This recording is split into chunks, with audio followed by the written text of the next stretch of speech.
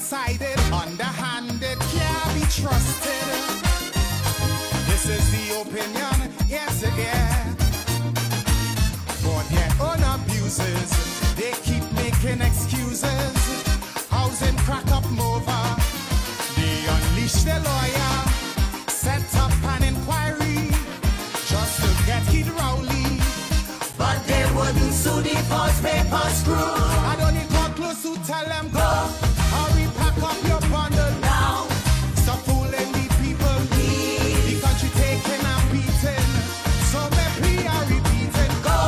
They're like a natural disaster. Now. 10 times worse than Ebola. Like a dog with fleas and tongue on their knees. And I'm begging, now we and I did one week. From Versailles to the country, streets turn into rivers, then into seas. Is why I'm singing, now this is my humble petition. And as it did for election, go now, please. Accidental, detrimental, could be lethal. Are you willing to take that chance? Much too seedy, day too greedy, eyes too beady. Honeymoon end before the romance. We expect corruption, but now without check or interruption. That a few might stuff the pocket, but not racket by the pocket. From the constant comments, we get no recess. Before things fall apart and the riot starts. Even in chutney, I'll tell them go. Make it sooner than later. To protect the future, please. For the sake of we children and the next generation. To safeguard our image. Before Griffith cause more damage. Like a dog with fleas and tongue on the knees. And I'm begging, now they try to stick me with Rashmi. They have more trick than Houdini. Streams turn into rivers, then into seas. That's why I'm singing. Please, Mrs. Pamela. Take Munila and Sharma. Go now, please.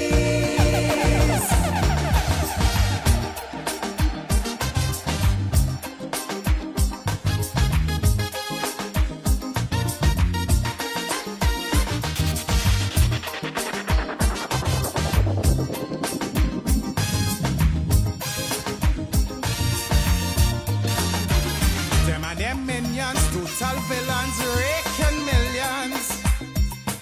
Their slogan, we shall rise, it was so true. Tell John Public not to panic while them and they sidekick. Swimming in a pool of dollars so blue. Like meat-eating vulture, they neglect agriculture. Mega fans of phony, Mama Guy Caroni, Sweet Man Glenn and Sharma, hit face to face with the karma. And it was awful, but true it to pull. Don't need a big mouth to tell them go. Watch her and see they just follow now. Before we regret tomorrow, please. You're setting a bad example.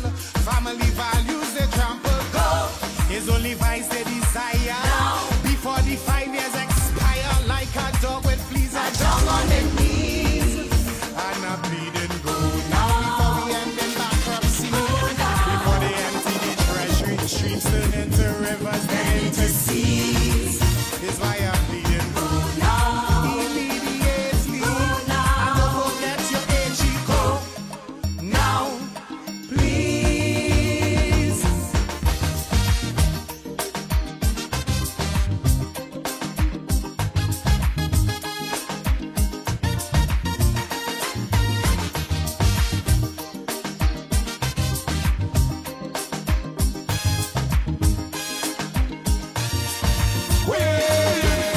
Love to quarrel, always oral, highly immoral. They let the good doctor stab to death. Used to court him, once support him, no road to point for him. But once in power, they quickly forget. They love confrontation, so no mediation. The case by the Privy Council, but the warriors is settled. You see, you could make a fortune filling up a lagoon.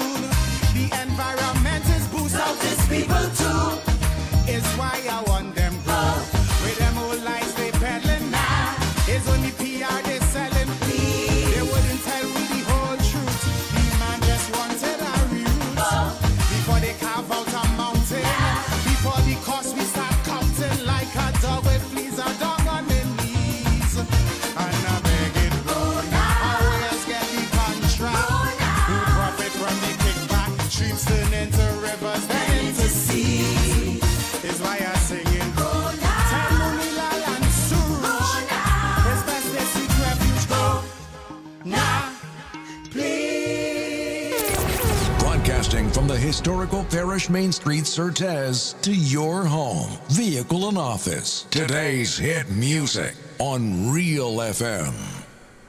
Welcome, folks, to Independent Talk. I know we've been off for a minute, and it feels so good to be back. Huh? You're gone. Well, you talk already, so go ahead. Yeah, welcome to all the listeners, to the Real FM, the haters too, the cynics. Today we have a special guest with us, Devon Roman. So he'll be part of the program today. So Independent Talk for Sunday, 3rd September 2023. We have a packed program today because Grenada is my constituency. Real FM is my parliament. I'm the people's spokesman, blessed and protected by the Ancient of Days. And my mission here basically is to present the facts to you. And what you do with it is a matter entirely for you. We have a lot of things to unpack today. We have to unpack Ron and the accident. And we have some questions to ask him about the accident. And off the bat, I want to tell the parents, don't let them buy all out because they congregate in the hospital last night asking all of the child at school supplies. All the time they didn't know the child had to get school supplies. But unconfirmed report talk about fracture hip. But now we're talking about school supplies. Run. Take responsibility for once in your life. Because you're too disrespectful. Every time you end up in Parliament and the leader of His Majesty's opposition, you always sit down, hush your mouth, all kind of thing. Open your mouth now. And the police, I want to see what I'll go do with that accident, you know. Because GIS, I'll say nothing will happen. But what's about the would-be fracture of the hip? You're talking about man coming down and they fall and roll on the vehicle. But eyewitness saying man fall and you're there on phone and you run on them. But all go come out. But I want to see what the police, Vanny Cohen, you're in charge of crime. Vanny Cohen, good afternoon, you're in charge of crime. And that could be a crime. We don't know if we drive to the danger of the person. We don't know if you go choose that one. We don't know if you go choose reckless driving. We don't know if you go be careless. We don't know if you go be... and we want to find out if it was a hurricane, DUI, driving under the influence. We want to know all that, what a breathalyzer taken at the scene. That's the question we want to ask him. Was he on the phone? Because you're so disrespectful when you're in Parliament and the speaker like Alice in Wonderland letting you do that and beating up on the leader of the opposition, but he letting you get away with all kind of thing. You get away with Selvan already. And I know because I say that here, and I say, you see, this Selvan without no consequence, that guy go do something again. I can hide that one now, the people know. You Selvan, nothing happen. Everybody say all kind of things. What they call it? They say that it's private business. Bouncing people, children is not a private business now. And you, Randall Robinson, when you used to post all kind of things, even the one with the Chinese and the wine, you didn't know it was private then. But when they post a man license to say just get license, and people say how he didn't pass the theory and all kind of thing, it become a private matter now. So when it suits you, it's private. And when it suits you, it's public. All they go learn, like you say, all they go learn. But this one, I'm telling the parents, don't take payoff from Ron and them. All of all they congregate in the hospital last night. When nurses leaving and people complaining about the hospital, I don't go in up there and see. The Prime Minister don't go in up there here and Jonathan Lackret and them. But try to get bunks, I go in and find out if he gets school supplies. That is how all the treating the Grenadian public. All they don't care about nobody. All they just conveniently doing things. But the mother and the parent or the child do take chin up and let these people trick all into taking school supplies, because this fracture of the hip could be a lifelong thing with this child. Seek proper legal advice. Don't let them get away all your covenant attack. All you get school supplies. How come I brazen so? So all you just know the child wants school supplies? All you have to stop that. Here goes Igwe. Deacon and his wrecking ball. There is something significant going on in the Royal Grenada Police Force. If left unchecked, will end up in disaster. Prime Minister Deacon Mitchell has set in motion a dangerous precedent that is now out of control. Never before have we seen this much spite and political victimization based on the perceived notion that senior members of the RGPF supported or supports the NNP. The new government has damaged the force like only a hurricane. It's like when a tornado meets a volcano and a hurricane. Forgetting that will pay a heavy price for these callous missteps. The Honorable Prime Minister must understand that long after he is gone, the country will feel the effect of his attempt to turn the force into the purest form of NDC. So forget tough our pay. Because the only crime he has committed or the irreversible sin is being married to the wrong woman, Emmeline Pierre, Member of Parliament for St. Andrews South East for the past 30 years. How do we explain the sins of Sheldon Thomas, Harley George, Buckmeyer, Bascom, and Trevor Rodney, who the Public Service Commission refused to confirm in their respective rank after confirming others who have acted in the same period, and now the reverting of Nelson and Wilson, who have been acting superintendent, to the rank of ASP, serving for more than 1 year in that rank. PSC, you need to explain. Because you see, PSC supposed to fight for the workers' right, not to damage the workers or use as a weapon against the workers. The Public Service Commission, who's supposed to be protecting the rights of workers, is used as the Prime Minister battle axe to ruin the RGPF in the name of political purging. It is a good time to call on the group to resign, since they have become anti-worker. Imagine a union representative sits on the Public Service Commission board.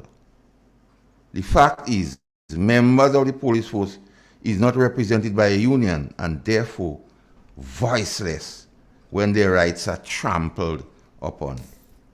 The silence of the workers' rights champion, Andre Lewis, is deafening.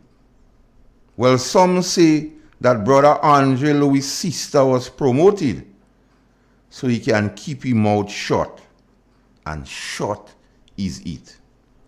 We are calling on the Honorable Prime Minister to cease and desist his current destruction of the RGPF. Sir, you might be too young to understand this, but it is said, pressure does burst pipe. After you have performed your ugly deeds, advised by the vexest man, worst commissioner ever, you are now turning to a jurisdiction where crime is out of control for replacement. That is saying kids are talking about. to attempt to destroy Grenada more. One insider said that the Prime Minister is now hopping mad because I want him in. Since he's grossly unhappy with some of the appointments he made, the Deputy Commissioner and ACP. They appear to bring nothing to the table, but I want him, I tell him, nothing from nothing would I leave. Nothing. The St. Kitts debacle is an attempt to fix it. I'm not sure what the security advisor expected with this ramgood advice, because he well know the two retirees, they brought no claim to fame. So, if you play with fire, you will get burned. When you play with poppy will lick your mouth. The current situation in Parliament is no different. Imagine a motion for a supplementary budget is brought for the approval of government, and the government side finds it difficult displaying the highest form of arrogance when asked for explanation. The question is, why did they come for approval, and whose approval were they anticipating? Maybe just 10 of them. The Prime Minister want to run Parliament as his private practice, where he's in total control. The Speaker of the House, who's supposed to act as a referee, shamelessly rules with a chock load of biasness. He ruled against the opposition after the Prime Minister rose on a point of order for a statement the previous Speaker made. When she made the statement, he didn't rise on a point of order.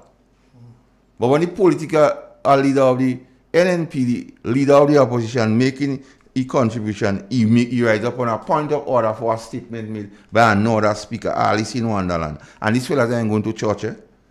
So the speaker at that time asked the member for St. David's to sit down. That the one he had to tell sit down.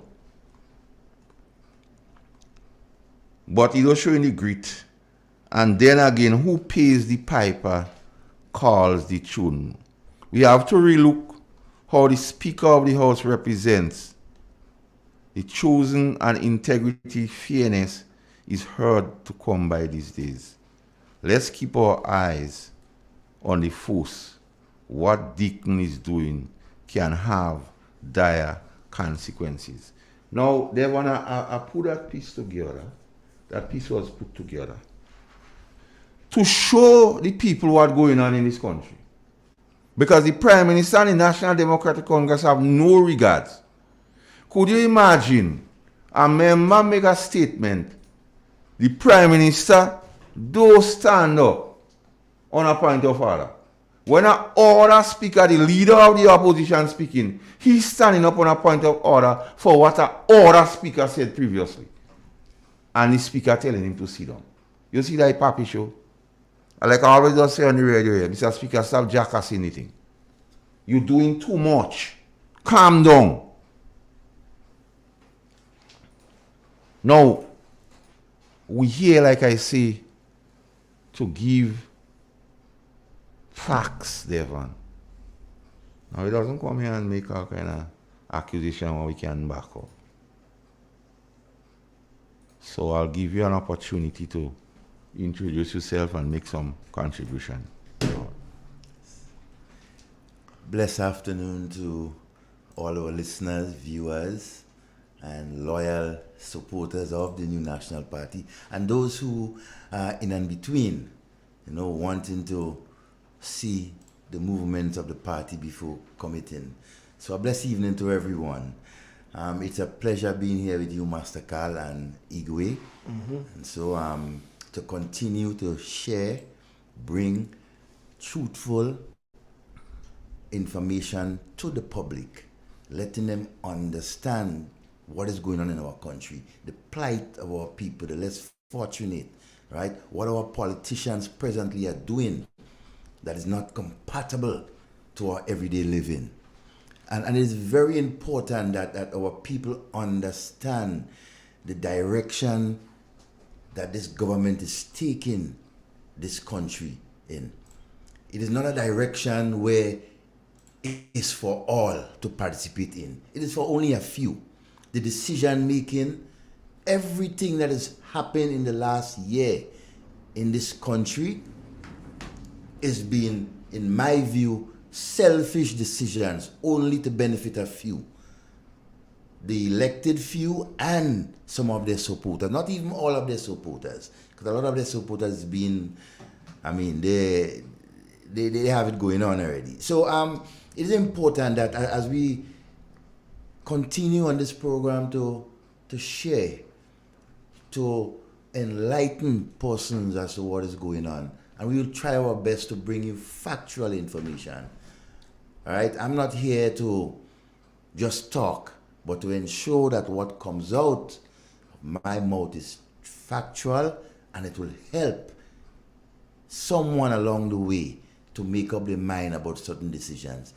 Right? We will try our best to basically participate in and ensuring that, look, you the people out there, you are the voices. We are just here to ensure that those voices are being heard. All right, Master Carl, you started off with ensuring that, well, giving a synopsis of the state of our police force at this point in time. It is not a good state, because over the last year and months we have seen a rise in crime, not just in murders, but crime on a whole. And we have seen nothing whatsoever being put on the table to help solve this crime situation. Nothing whatsoever. This government and the persons responsible for security, first and foremost our Prime Minister, has no idea how to tackle. They have no idea as to who that the persons that they must put in place to spearhead investigative departments within the Royal Grenada Police Force. They have bent over the last year in basically bringing disrepute and disarray to our police force. Right? They have given police officers opportunities to leave and not staying in their own country and serve. That is really a shame. Because when you have persons who have dedicated their life in serving this country, and there comes a group of politicians who have shown no love, no remorse, nothing for them, no empathy. What you expect our officers to do? Go out there and look for greener pastures. And they will just be going out there looking for money, more money. But while they're here, they are giving back to their country, service, while being paid for it. But the important thing, they have dedicated their life to give service to this country. And we must never whatsoever not remember the service that these young men and women are doing. Look at the hierarchy of our police force, Master Carl. We have seen, the disarray. It's just like the tail wagging the dog. You understand? Because when you have qualified persons who have over the years rise within the ranks, right, and show the dedication to law enforcement, what these group of politicians are doing right now, they are discarding them because they perceive that they are aligned to a particular political organization, or they are married to a particular MP. And so, how can this be happening? And you are watching crime just running down our country. Look at how many unsolved murders at this point in time that is in our country. But just a note, we must remember that the statute of limitation on murder it does not end. No matter when, where you go, you are involved, the law will take its course. Another thing that I'm very passionate about, and I've got the opportunity to even talk more of it, Master Carl, is to the whole question of the $150 that was taken away from the most vulnerable of our people. It hurts not just me, But I'm sure it hurts those said politicians who did it. They have done a distasteful thing to the most vulnerable people in our country. They have taken away something that was given to them by the state to help a situation, to help them curb, right, with the high cost of living. But there you have a group of politicians who have no feelings for people, who show no remorse, who show no love, in my view, for those who do not have. They just come and make excuses and talk about it was not budgeted for. My God, it is so disrespectful to our population for a group of quote-unquote educated briefcase politicians to be coming and talk that nonsense. Right? It was not budgeted for. My God. But there are a lot of things that was not budgeted for. But look, recently, you put a supplementary budget in place and you budgeted for something for the next 3 or 4 months. Why couldn't you, as sensible politicians, if it was not budgeted for in the last budget, include it in this supplementary budget so the people and the most vulnerable of our people could get help? But instead, you decide to divert the people's money into so many different directions, including job for the boys. Devon, you see the question you just asked, why couldn't they do that? I have the answer. Gates with the answer. Are the answer for that? And I think this is how we describe our government. This is a real word. It's not made up. Okay. It has Greek origins. It is called a kakistocracy. Google it. A kakistocracy. Surely you're making things up now. Google it. I mean, I love the word, but what is the meaning? Okay. You Google it and you tell me the meaning. Okay. And tell me this does not adequately describe our government. Now I'm typing kaki into my work computer. Yes. Okay, cool. Kakistocracy. Kakistocracy. Kakistocracy. And give me the definition. Literally, a government by the worst people. Yes. A government by the least suitable or competent citizens of a state. Okay, so full of the kaki people. So Devon, It's that's not the I can't reason. believe it's an actual word. That's the reason. Now, this present administration, the truth abideth not in them. Because they lie. And their own lies does catch up with them. So you bring that point of the 150. Now, before election, and guess you could go online with that clip for me, or the 150. The present Prime Minister said that the World Bank say if you earn less than 650, you're poor. Okay. We say electioneering, be that as it may. Then you got the reins, you inherited the reins of government, and you'd say the Minister Thomas said, oh, we go continue. All right. Then she come back and say, no. We had to cut it out because you budget for. You didn't budget for. Okay. You hear? Then tell us what say we add 700 to the same seed, but they don't tell us how much they take out because a lot of people call even the station here and we prove that they take them out. But listen this, because cock mouth kill cock. When there is a potential shortfall in the budget, the government may ask the House of Representatives and the Senate to consider approving a supplemental budget.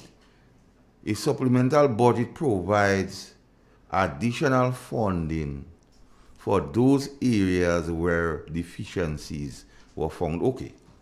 So let we agree with the Congress it was not budgeted for. Like, because they talk all kind of nonsense about horizontal and vertical and all kind of thing. So let me give them that it was not budgeted for. But the Prime Minister, when he was in opposition, said that if NNPD care about the people, they'd have make it 650. He did. So what hinder the Prime Minister from causing the supplemental to include that for the seed? But it's interesting though, after making that statement and then being elected, what did the Prime Minister and his government turn around and do?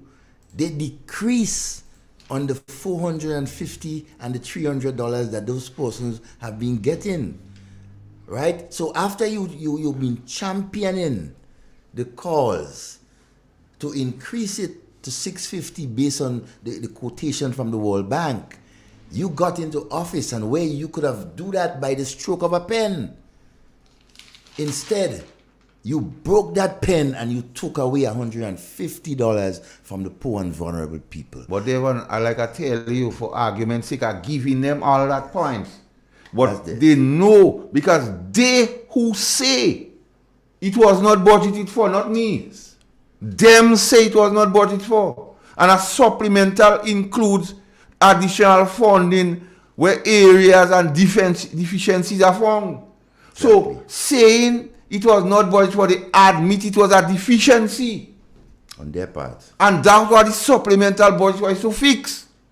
So why not fix it? And they refuse to fix it because they lie. So then all what they told us before, all the reasons they give is lie. Because if they intended to fix it and they care all the people, that supplemental would have fixed it. But they want 7 million for people to go and ride plane and come down here and show off. Yes, and make a kind of pappy show. And you know what is interesting? In a conversation with Minister of Social Development, not Honorable Telesford, he basically said to me that era, when that happened, that era was the public servant era and not the politicians. It was not a policy for them, for example, to take that away. It was the public servants. I'm not afraid to say, I could say that publicly because we had that discussion and so on. I told him, I said, look, that's the worst thing you guys could do. Interfere with the poor and vulnerable, right? Things were placed there to cushion the effects of the high cost of living and the bills that has to be paid by those who are not able to have a job giving them $3,000 and $4,000. And so, right, a responsible government will do that no matter where you go, which part of the world. The persons who cannot afford is being taken care of. And we have seen the neglect just in 1 year by these people. I mean, I'm kind of wait to see what is going to happen in the next year or two, if they last that long. If they really last that long. And Master you going back on that point with Minister Ron Redded, and so I would just say that it is an eye-opener. An eye-opener for all those drivers out there, including Minister Ron Redded, right? Due care and attention on the government road, on the roads, right? There's a feeling by some of you drivers that when pedestrian and even persons on bicycles riding, they don't have a right on the road, right, as you, right? So you don't care, you just pass them, whoosh, and everything like that, right? You pay no courtesy, you disrespect them. No wonder why we're having these sort of accidents like that now with Minister Ron Redded, right? We wait to hear the investigations and the results of it. But the whole question of paying attention on the people on the road, right, is very important. Not to joke at the minister, but he's a driver. Because every day the Royal Grenadier Police Force tells us, when we use the road, be careful. Pay attention to pedestrian and other obstacles, other things that use the road and so, right? So we must pay attention, and to the pedestrians and the bicycle riders and so. You too have a responsibility to pay attention when you're on the road, when you're using the road. Do what is necessary and be careful. It has to be a two-way street. Master Carl? Igwe, let's take a break and come back.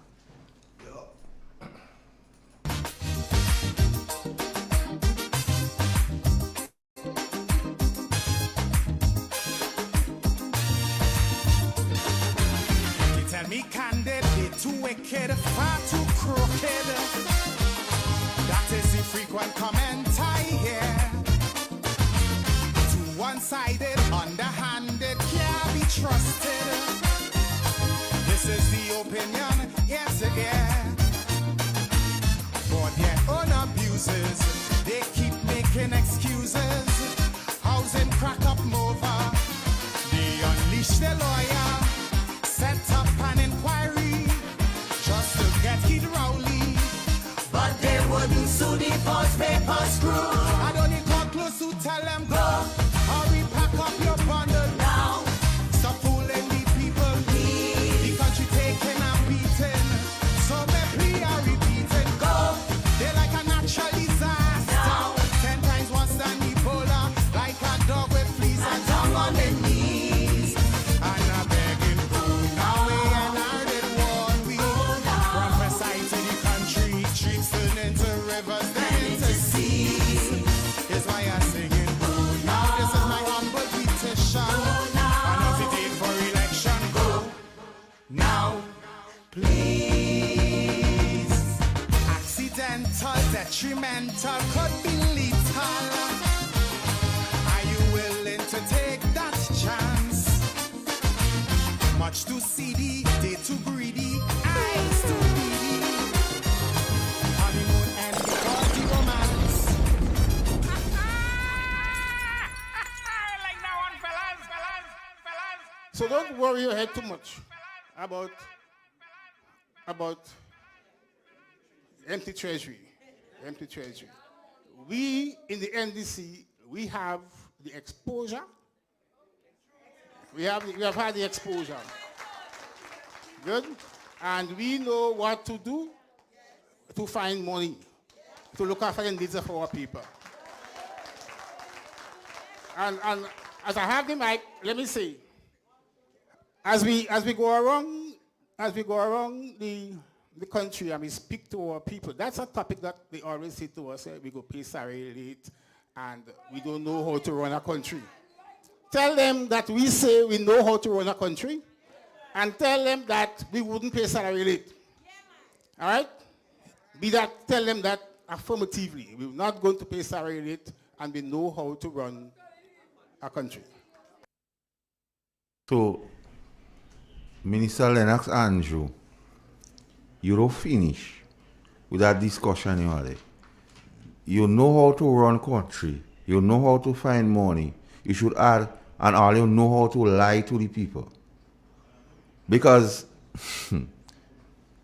Ron Redhead, Honorable Ron Redhead, why were you the driver of the vehicle when the Prime Minister say the $2,000 you get 3 months when you start to walk was for a driver? Yes. That's a very interesting question. You know, because it was hit the nail on the head there. Yeah, it was emphasized, it was stressed by the supporters and government ministers, and so that $2,000 is not an extra money on the salary, but to cater for a driver. So the Prime Minister also say information will be furnished on a need to know. Well, that is a need to know now. Because you say the 2,000 was for drivers, for minister, which Ron is a minister. So how come Ron driving vehicle to bounce people, poor people children? And you're seeing how the man roll under the vehicle. By school children say Igwe. The two fellas riding cycle, you know. The one who had get injured, he squeezed the brakes and he fell, you know. That is it, and then run. You can't even drive into your attention. In Wheelie Sand, you have big wide road here and there. Yeah, it's like a road. Are you competent enough? Because they say you just get your license. Because school children say when election come, they go down in the highway and say they come for a license, you know. That school children say they happen here in the next one. They say they go down there and they say, I come for a license. When the license department of the RGPF was in Carrick, who just there to open up something, the one up there just get license too, you know. So these guys are already competent on the road. You know. So what happened with the $2,000 that was added to pay drivers? Because you see, I'm taking their words, not mine. Their words. When they say, oh, the $2,000 is for a driver, but how come run driving? So he begs a bigger question. When the Prime Minister vehicle and those bunks, who will be driving? Yeah. Well, I don't know. That question we need to ask. Yeah, we need to ask. Because if you're paying money for running them drivers, $2,000, and run driving. So when the Prime Minister vehicle bungs by the church and they say he bungs the other day again, who is driving? Who was the driver? That is, I need to know something. But I go and I follow the statement by Minister Andrew. He said, we know how to find monies. We won't pay salary late. We know how to run country. So let me strip down that now. You know how to find money because you could come with a supplemental budget and quarrel when the opposition asks questions. So you know how to find money. $140+ million. You know how to find money. You know how to run country because Ron could sell vehicle and all could cover it up. But you see the ancient of days is a man that doesn't play. All you could have hide that one, but the one with the child now we want to see how you dance into that. So I go borrow a line from a man, you know. What happened to us here in Grenada, Igwe? Ask them job in the cabinet and the parliament for me. King job. So run like you eat too much fish and rice Friday. So the fish and rice might make you boombe. So ask them job in the parliament for because they say them is jobbing. They say job in cabinet, job in parliament. So I want to ask them job in the cabinet and the parliament for me. What going on? Because apart from the supplemental, the past administration brought Grenada to credit worthiness. In so much as when Grenada used to borrow funds at 0.075% interest,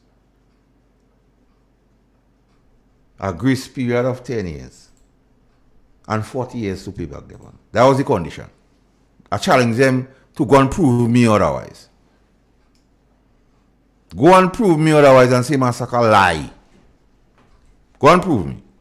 So now what is the terms and reference of this $100,000 from the Saudis? 100 million. 100 million? US dollars. What is the terms and reference? What is the interest rate? What is the grace period and how much years the taxpayers like me have to pay for it? But a very interesting part of that scenario, Massacre, the government is coming to Parliament asking for permission to borrow 100 million US dollars from the Saudi government. Okay.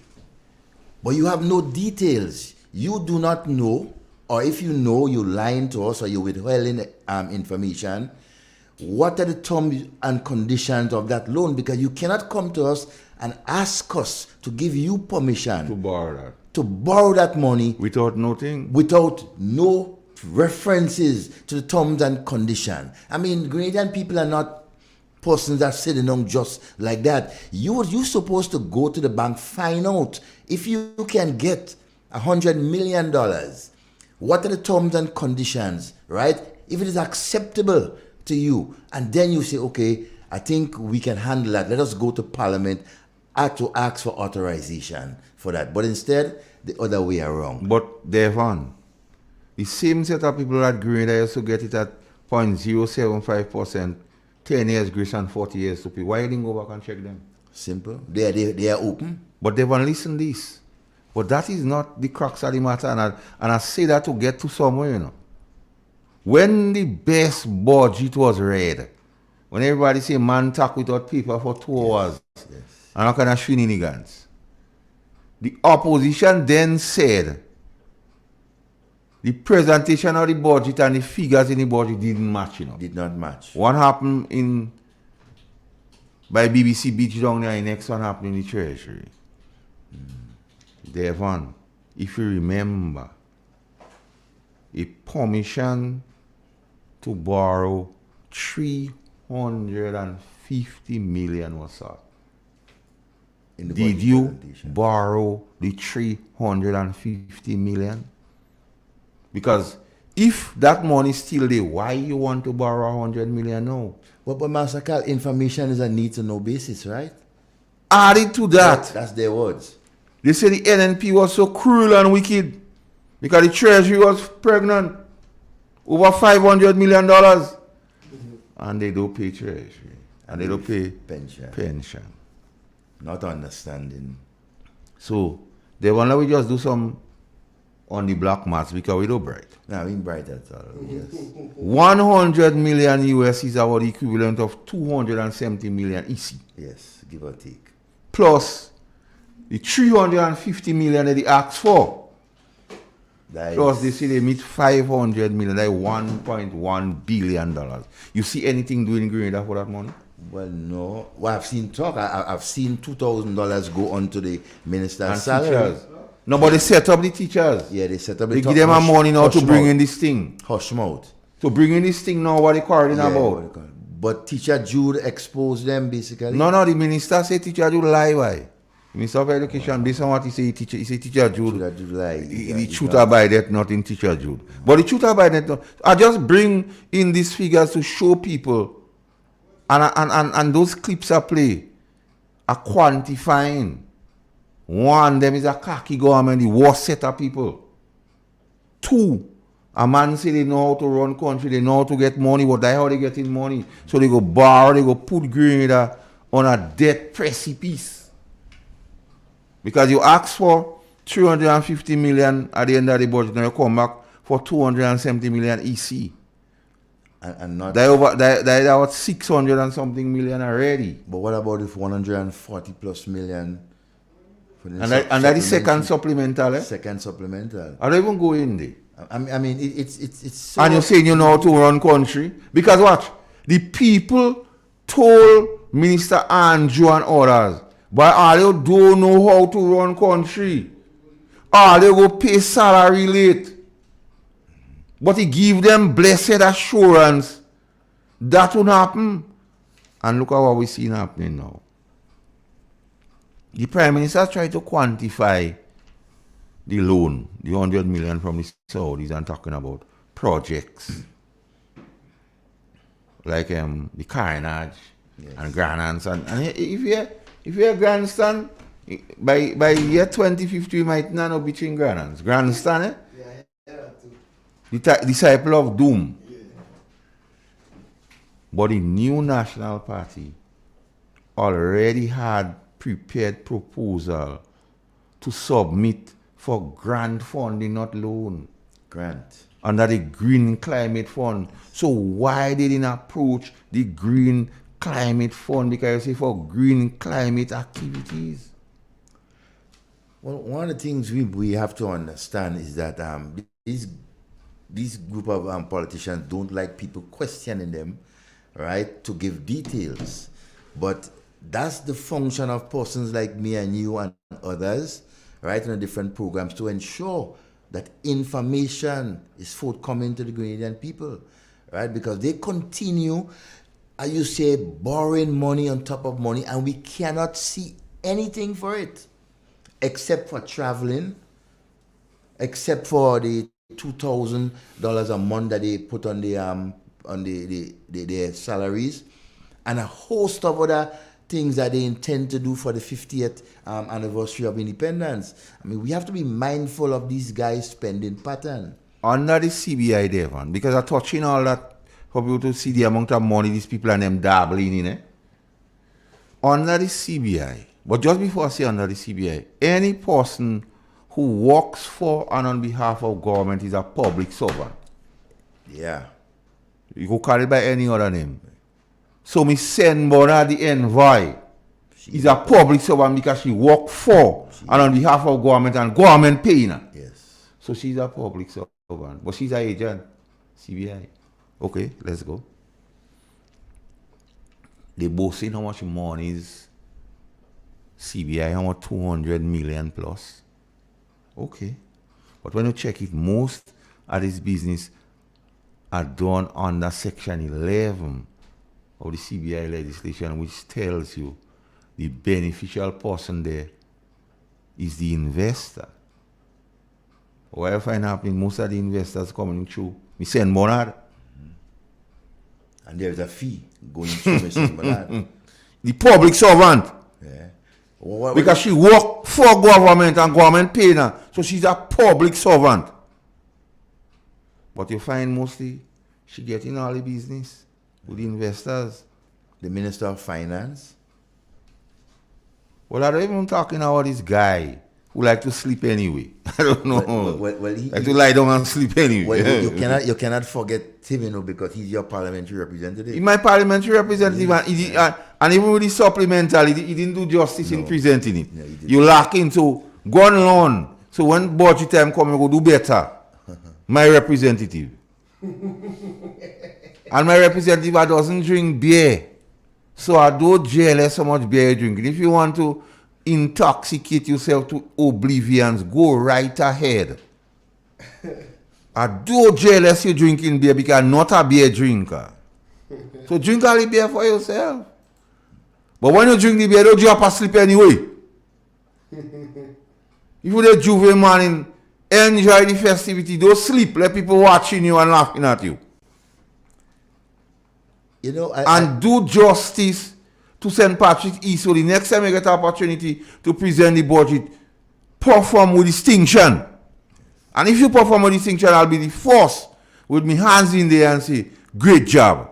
And we know you can do it, eh? I don't drink as a senior public servant. I'm not a beer drinker, so I don't jealous you drinking beer. Drink your beer. Drink your beer, eat your fish, eat your rice.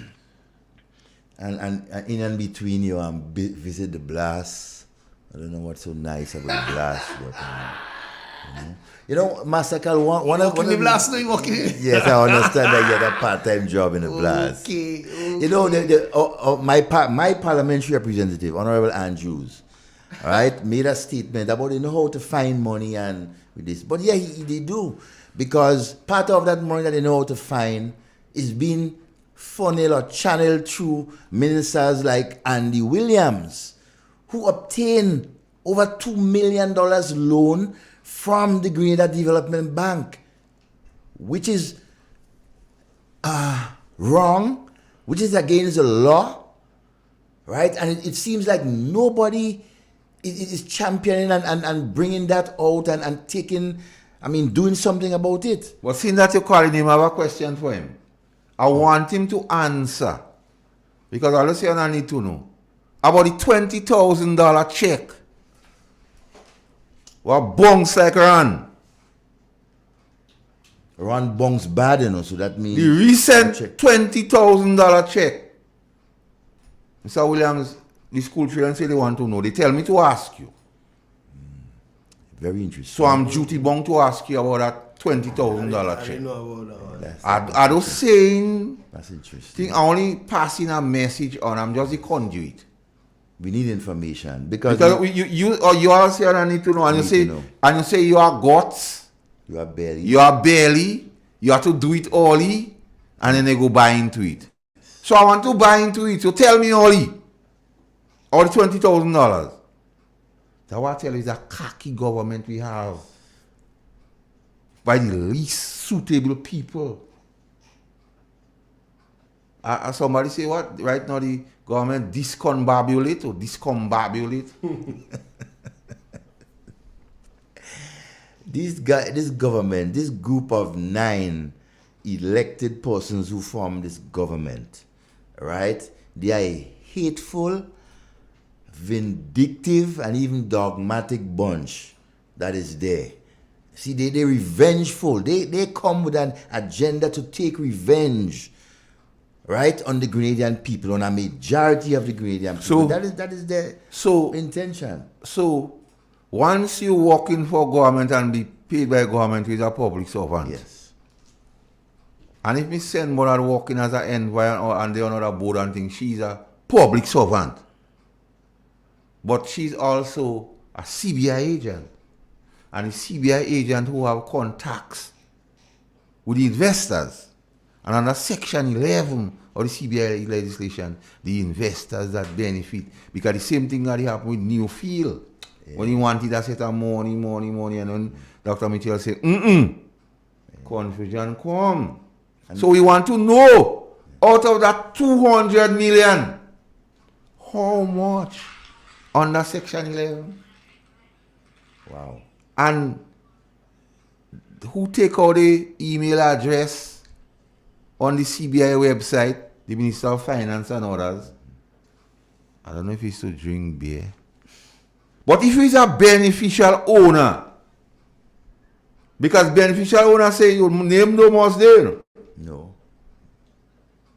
Your name no more there, so taking out all your email address and phone number is simply not enough.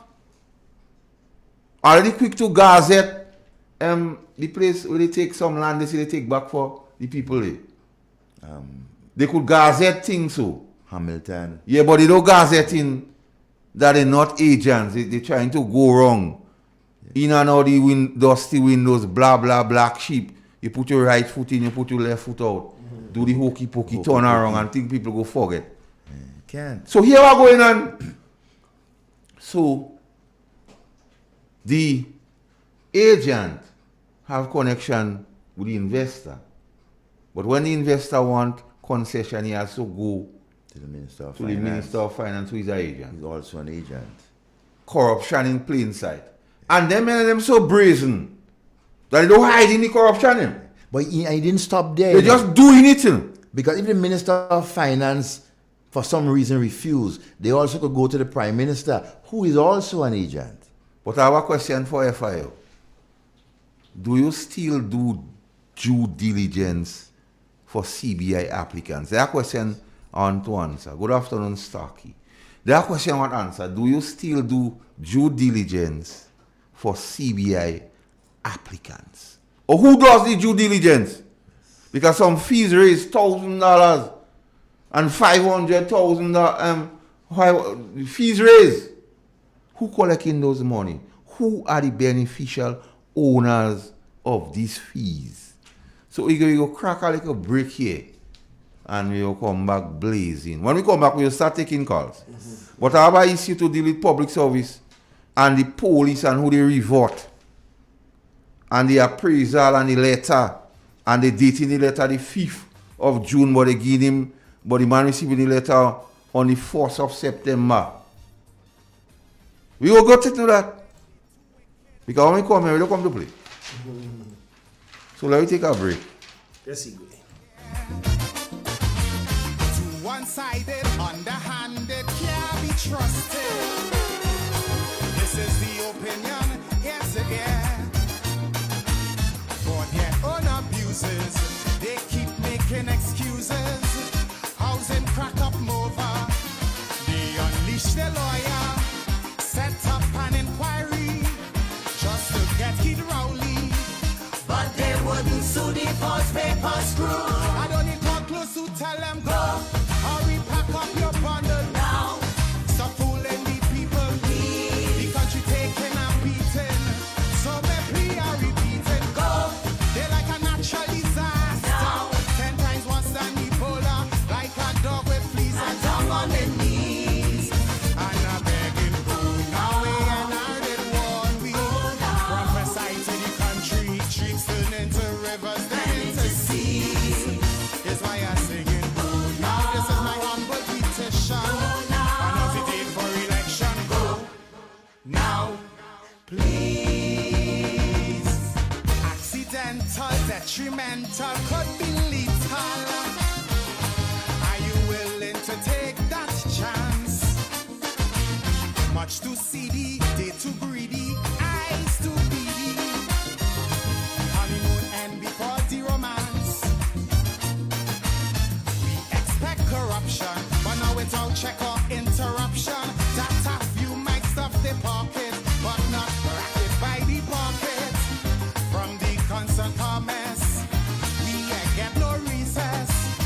before things fall apart and the riot starts.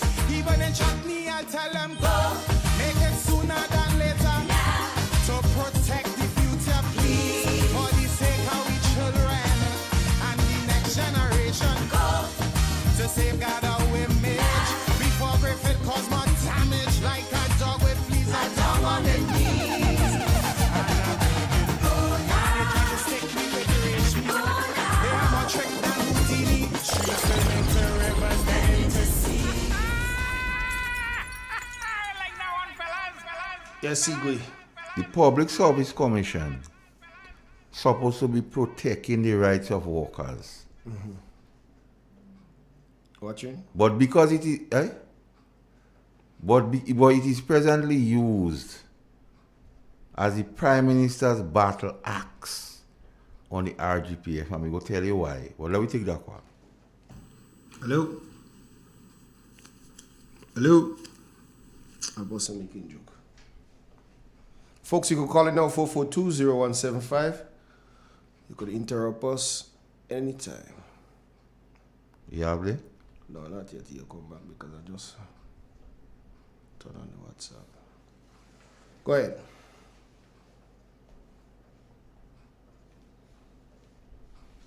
Yes, so the Public Service Commission has to do that. But here what the Public Service Commission doing. Dated 5th June 2023. Dear sir, I am directed to inform you that on the 22nd of May 2023, listen to the date. The Public Service Commission reverted you to your substantive office of Assistant Superintendent of Police, Royal Grenada Police Force, Ministry of National Security, Home Affairs, Public Administration, Information and Disaster Management, with effect from June 1st, 2023.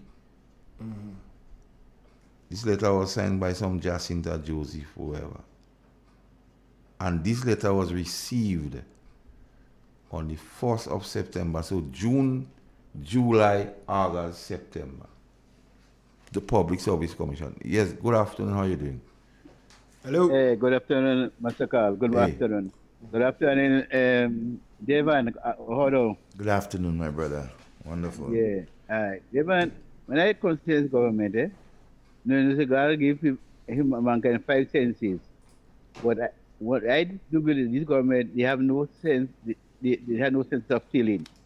No sense of feeling, especially for the lower poor class of people in the country.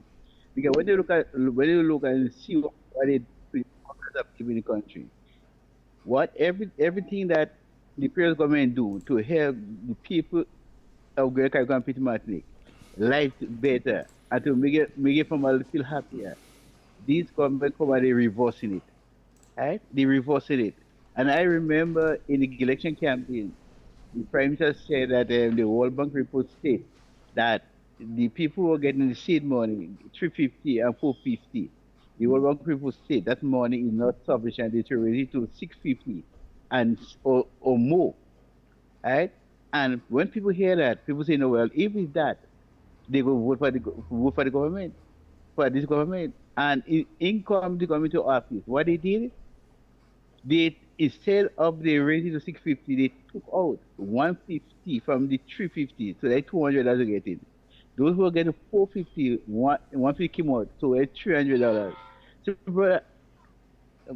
brother Devon and Master Carl, when you look at the track record of this government coming to go, this party and government presently, it came in there not to help the poor class of people, but to help themselves. And I remember Kemichel was saying, if you go and vote for a man and he's naked, what thing he's going to do? He's going to help himself before he even try to help people. And they already helped themselves. And what they help themselves, what they did even looking back to see and to care about the people who vote them and make them ministers. So they continue to help themselves and enrich themselves while the poor class of people in the country suffering. Look at the government, the government doing nothing to cushion the high cost of living in the country. Nothing. Every time people go to pay a bill, the bill going up. You get cost of living getting higher and higher every day. While the government living a lavish life, traveling, I know if them is mosquito or is sukia, traveling all over the place, helping themselves, but not helping the focus of people. They helping the friend. And I remember the Prime Minister was saying that you have 1,005 people who signed up to be on different boards. And when you check what you see about one person on 4 on 5 boards, drawing a big sums of money, right? Where are the foot soldier that work hard for the NDC to win the election? Where they turn it back on them? Well, I always saying I want to advise the Guinean people, let the Guinean people know. A man could do as much as he could do, right? But some needs to come. What he doing, you come to an end. Yes, they were saying you forgive, but we will never forget what is government doing. And there comes a time when the 5 years up, they will come back to you. But remember what they did to you. What they did to you. All right. We can look at this later. Okay. So that letter was written to Superintendent Acting Bernard Nelson. And I'll go through his appraisal for the same period because at no time during his acting period did Public Service Commission inform to him or indicate that he was lacking in any area. So that, like a warning, so to tell you lapse into. Added to that, during the same period, they would have add persons on the acting list. You understand? So that means there's a vacancy. Let me take the call. Hello? Good afternoon, Master Carl. Yeah. How you do? Welcome back. Okay. Devon, Good afternoon, my dear. have you on the program. You're no stranger to that platform. No, I'm No not. stranger. I hope we'll have you for a very long time. Well, as long as it's needed, once the people need me. A day as today, I can assure you, you have a humongous audience. Really? Yes. Because of what would have happened yesterday, I know for sure there are a lot of people tuning into this program today, waiting, anticipating what you would say. What I want to say, not I want to say, you just always say don't want to say. I am saying this. Dr. Kit Mitchell always speak about the children, our children, and our children's children. We know that tomorrow, this God, will start the new school year 2023 to 2024. One of our students will not be attending school tomorrow based on what I understand. That child is hospitalized. With a hip. Dr. Mitchell, in his wisdom, as always, would be doing a 1-hour prayer in the morning for our students before they go back to school massacre. They can't stop him on that. They could never touch my dog on that one. But the school child talk about they only realize if he needed school supplies last night. Well, too bad for them, whether it is last night, week before, when they realize it. Master Carl, I'm taking you to task this one. You want to see tomorrow, please God, when schools start, you have ministers in various schools praying with them teachers. They will go and do that. I'm telling you, Dr. Kit Mitchell is a leader, not a follower. But the only thing is that Dr. Mitchell would have to put it out so the general public would know this is what will be happening from 6 in the morning to 7. If you could have only do it otherwise, and no, as usual, we are accustomed taking them with their pants, not down, but out of them. Dr. Mitchell, kudos to you. You're in opposition. You're the person running the country. They cannot stop you. They cannot do it. They will not do it. I am saying, kudos to you. Thank you for your mother who brought you up, who taught you how to pray. And we know you will continue praying for the nation of Grenada, for the children of Grenada. I know you have some of them listening, they know me voice, but all your faces all your own. All your faces all your own. Because all you does not want to accept the truth and the fact. Thank you, Dr. Mitchell, for the good work that you have done, for the good work that you are doing, and I know deep in my heart you will continue to do the good work of Ada, Karieku, and P.T. Matnick.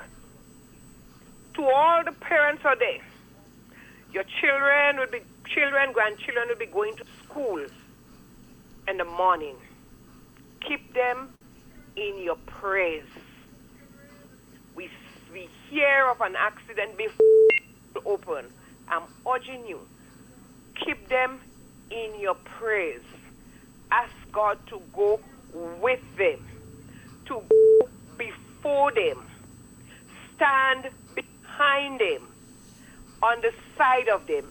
In general, ask God's protection over our children. They are our children. Wishing each and every child a blessed day tomorrow at the beginning of the new school year. All right. Thank you, Master Carl and Devon. Yes. Thank you. You know, as we continue, I would like to let the leaders of the different constituencies, and so the NNP, for getting out there and ensuring that most of our children within the constituency who needed help, they are being given some form. Yes, got some form of help. We know we cannot do everything, but whatever was done was in definitely good faith. Kudos to you guys. We have a next call. Yes, let's take it. Hello. Hi, good evening. Good evening to you, my friend. Good evening, Devon. Bless evening, my friend. And Master Carl, good evening. Yay. Good evening to Igwe. I'll be short. Devon, I don't think these people went in Parliament to ask permission. Look at their spirit and their behavior, their mannerism. They went in Parliament to take permission. To demand it. Yes, they went and take permission, not ask. Thank you, sir. Thank you. Very, very One, hold on, the previous caller speak about school train, but I want to advise them.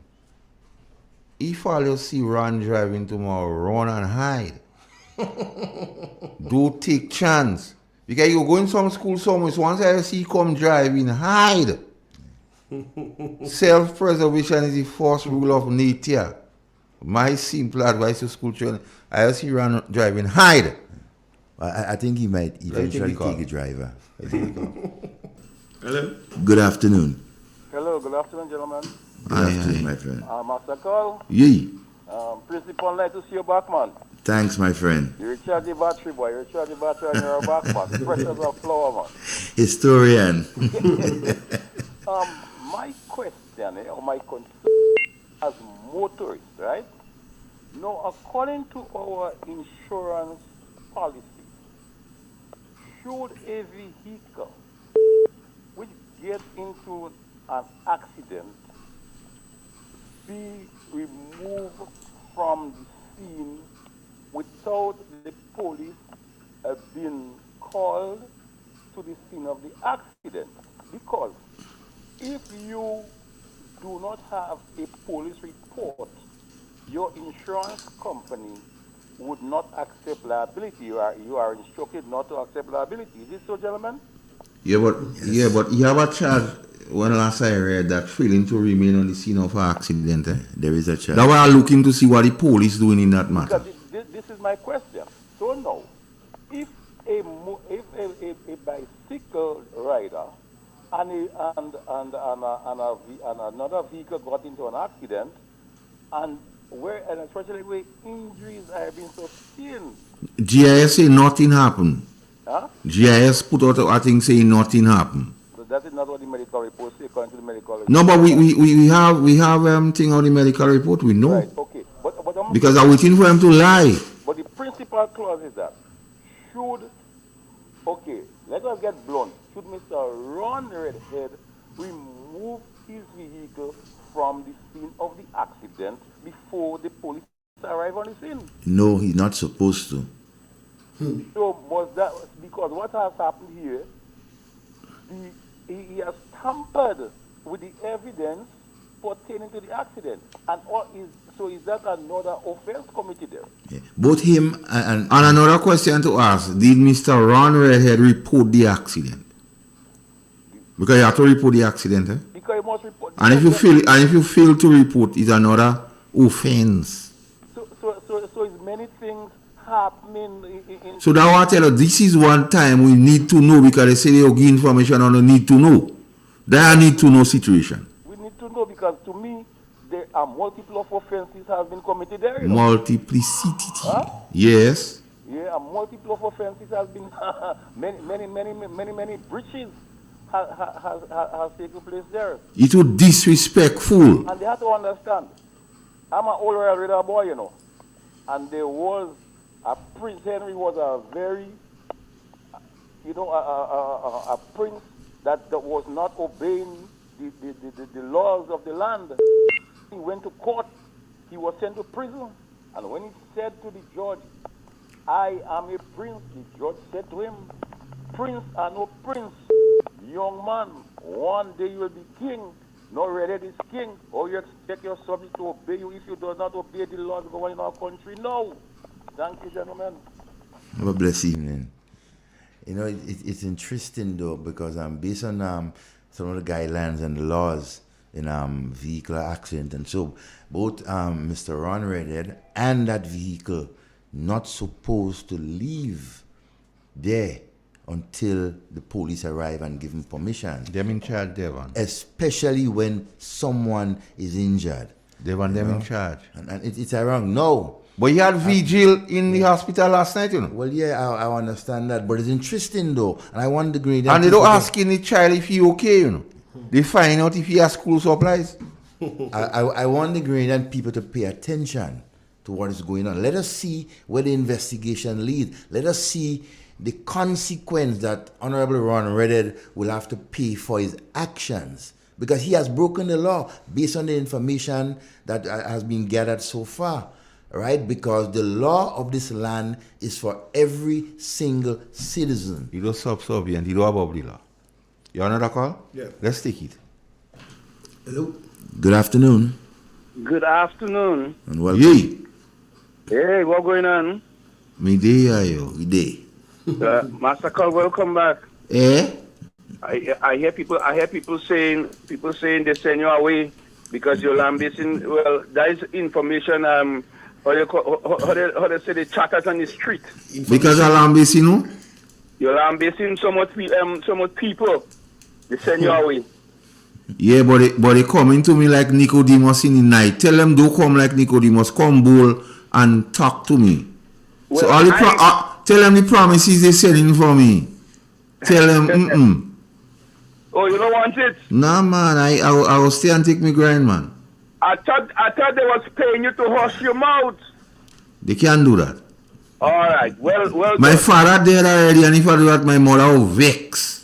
Lord have mercy. Well, I must come inside by you when my friend come down from St. Vincent. I must come inside by you and talk with you. You blowing my cover. Don't worry, man. They don't know where I did. No, I ain't say where you staying, you know. I just they want to know where I did. Hey. All right. Yeah, Master Carl, Hey. you know history does always repeat itself. Definitely. And anything you do in the dark Must come. must come out in the light.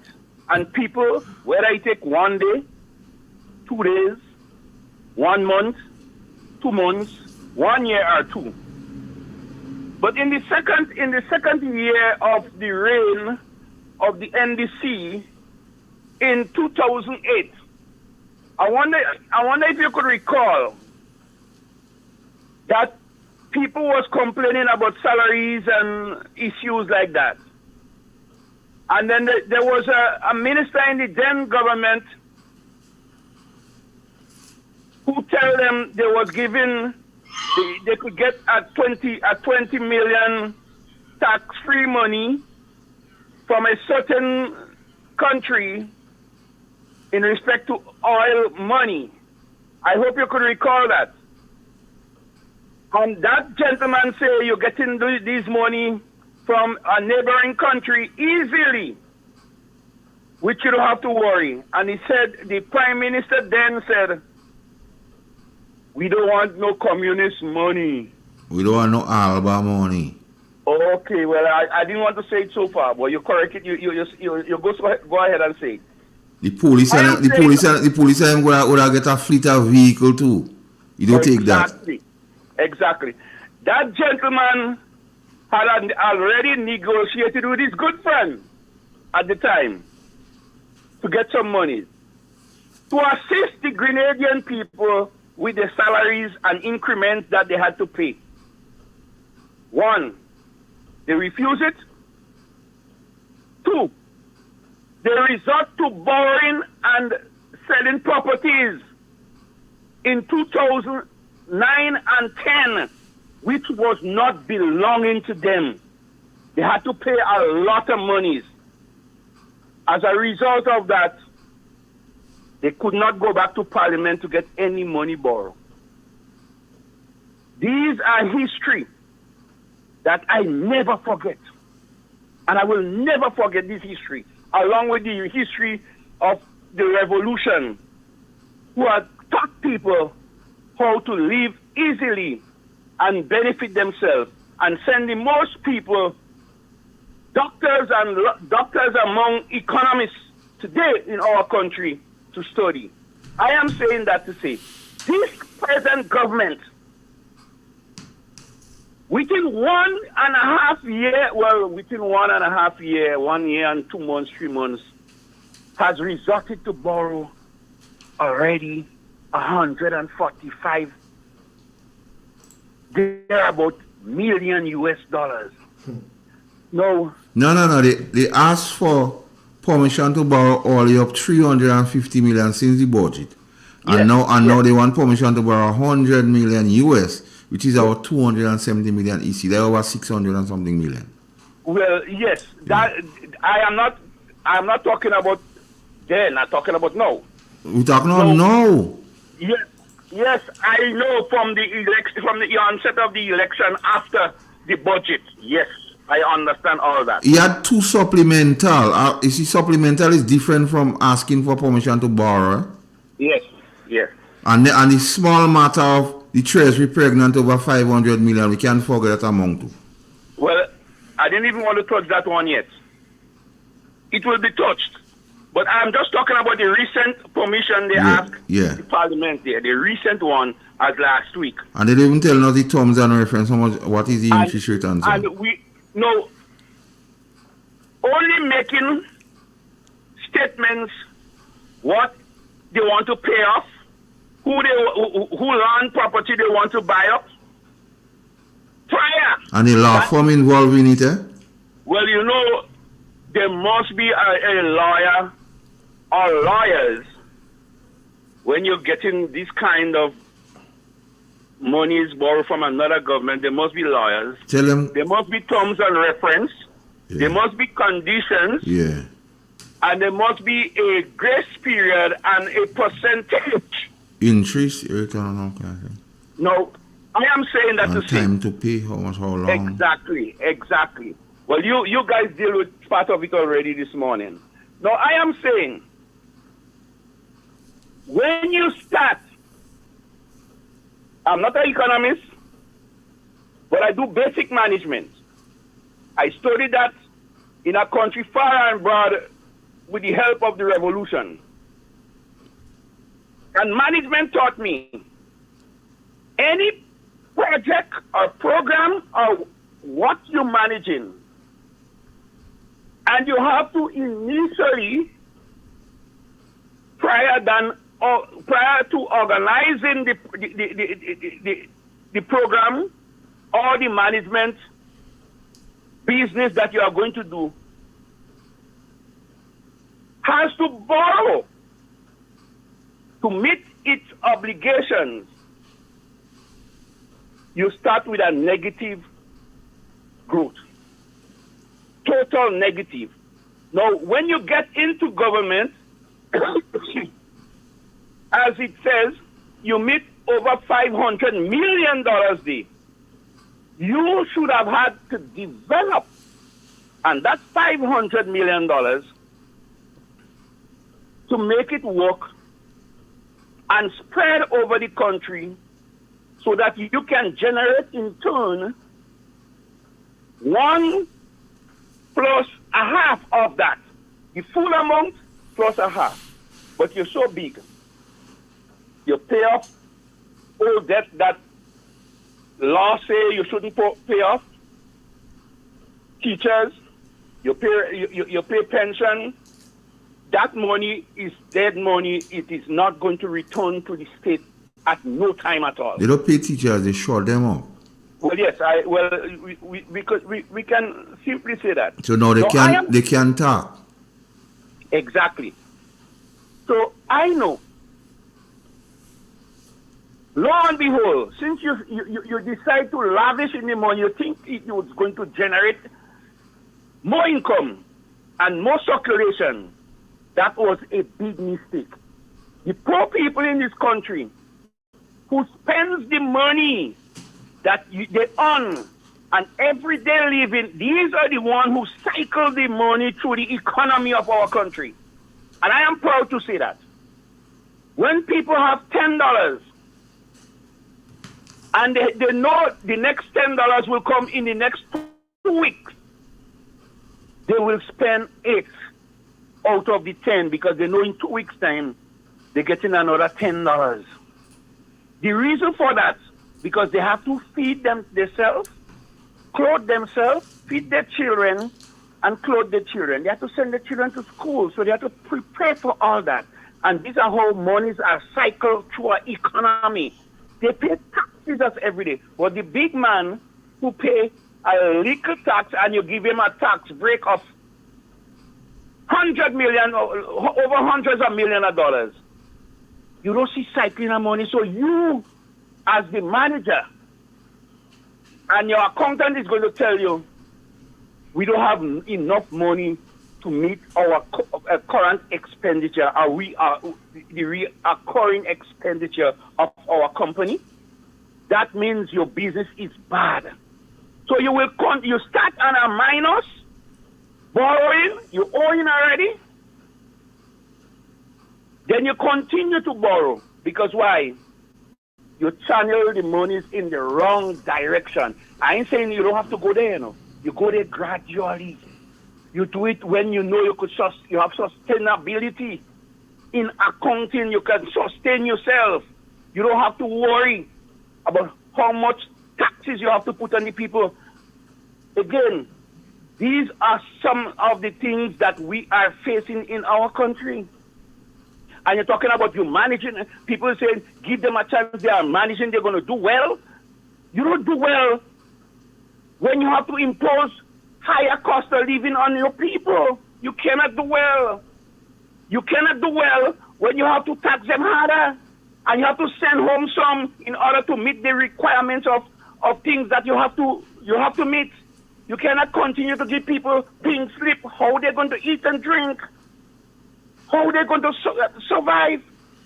And among that, the poor people in the country, you remove $150 and you cut by 3/4 the money who used to depend on the little payments when the amount come, whether it was big or small, but they was grateful for it.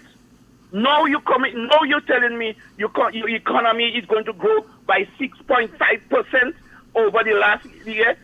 Come on. Grenadians is no fool. Grenadians has to know this is not a government for the people, by the people, and of the people. The government put you in. The people put you in to handle their affairs for you correctly, with efficiency and accountability, but you are not giving the Grenadian people no accountancy for what you're doing. All I hear is you're jumping plane regular left, right, and center. Who traveling here and who traveling there. These are the basics economic development for our country. Don't forget the word transformation. Never forget that word. And restorative justice. If you understand these two words, you're understanding clearly what them and them do. That's correct. And then the third one, follow the money. And once you know that, you're understanding everything clear. Yes, but the point is, you cannot be a diehard NDC and agreeing to these policies. Why not? On condition. Why not? You're going to hurt not you. You're going to hurt your generation. But they don't. Hurt people that come in. They don't care. Let me tell you something. The Prime Minister was on radio saying that he had job in cabinet and job in Parliament, and the mantra of job don't care. Yes. So if it's job don't care. That's true. So why surprised when you know job don't care? The thing is, the people have to know. The next time election come, then you give them the message you need to give them. Well, hear what I understand. You know, anytime you come up against a powerful man, like the incident that recently occurred with a young child in the hospital, they are going to buy you. And who's going to pay for that? The country? Yeah, they biasness. Come on, man. Come on, bias. Man. We have. They can't buy me. We have to. Grenadian people, wake up. We have to wake up and see what is happening. I alluded to this period in the first year and a half of the 2008 NDC, where there was hiccups, plenty hiccups. No, it is not the same hiccup as then, but it's a different one. The cost of living is rising, and you are sitting back and saying nothing. You are telling me, accept what I get, and you have people outside there, poor people, children, who is suffering. Some of them not sure if they could make it to school tomorrow. And you take everything for a joke in this country? Everything has to go slide underneath the drain? All right, just before I run, I want to say something to the parents and the students. In going forward, children, listen, learn, and observe what is happening today, because you are the ones that will be there tomorrow to take on the mantle. Know what is good governance, know what is principle, and know how to deal with people, because it's people you are going to govern, people that you are going to relate to. Relate to your teachers, not as rude people, but as students that are willing to learn and upgrade yourself. Education, as one songster said, is the key to get rid of poverty. And if you educate yourself, and you based on common sense and knowledge, and you have a good rounded education, you will move mountains. Thank you very much, Master Carl. Yeah. You know, as we move forward, and the caller mentioned about our school children and our teachers heading back to a new term, right? I want to urge, as a parent, I want to urge other parents out there, be careful going forward in what your child is being taught in school. Pay attention, particularly to the curriculum. Question your child, right, in every way possible. What is going on, what is being taught, something that you're not comfortable with, right? Something new. Please question your child. Get involved in what is going on in their school, because these are trying times, right?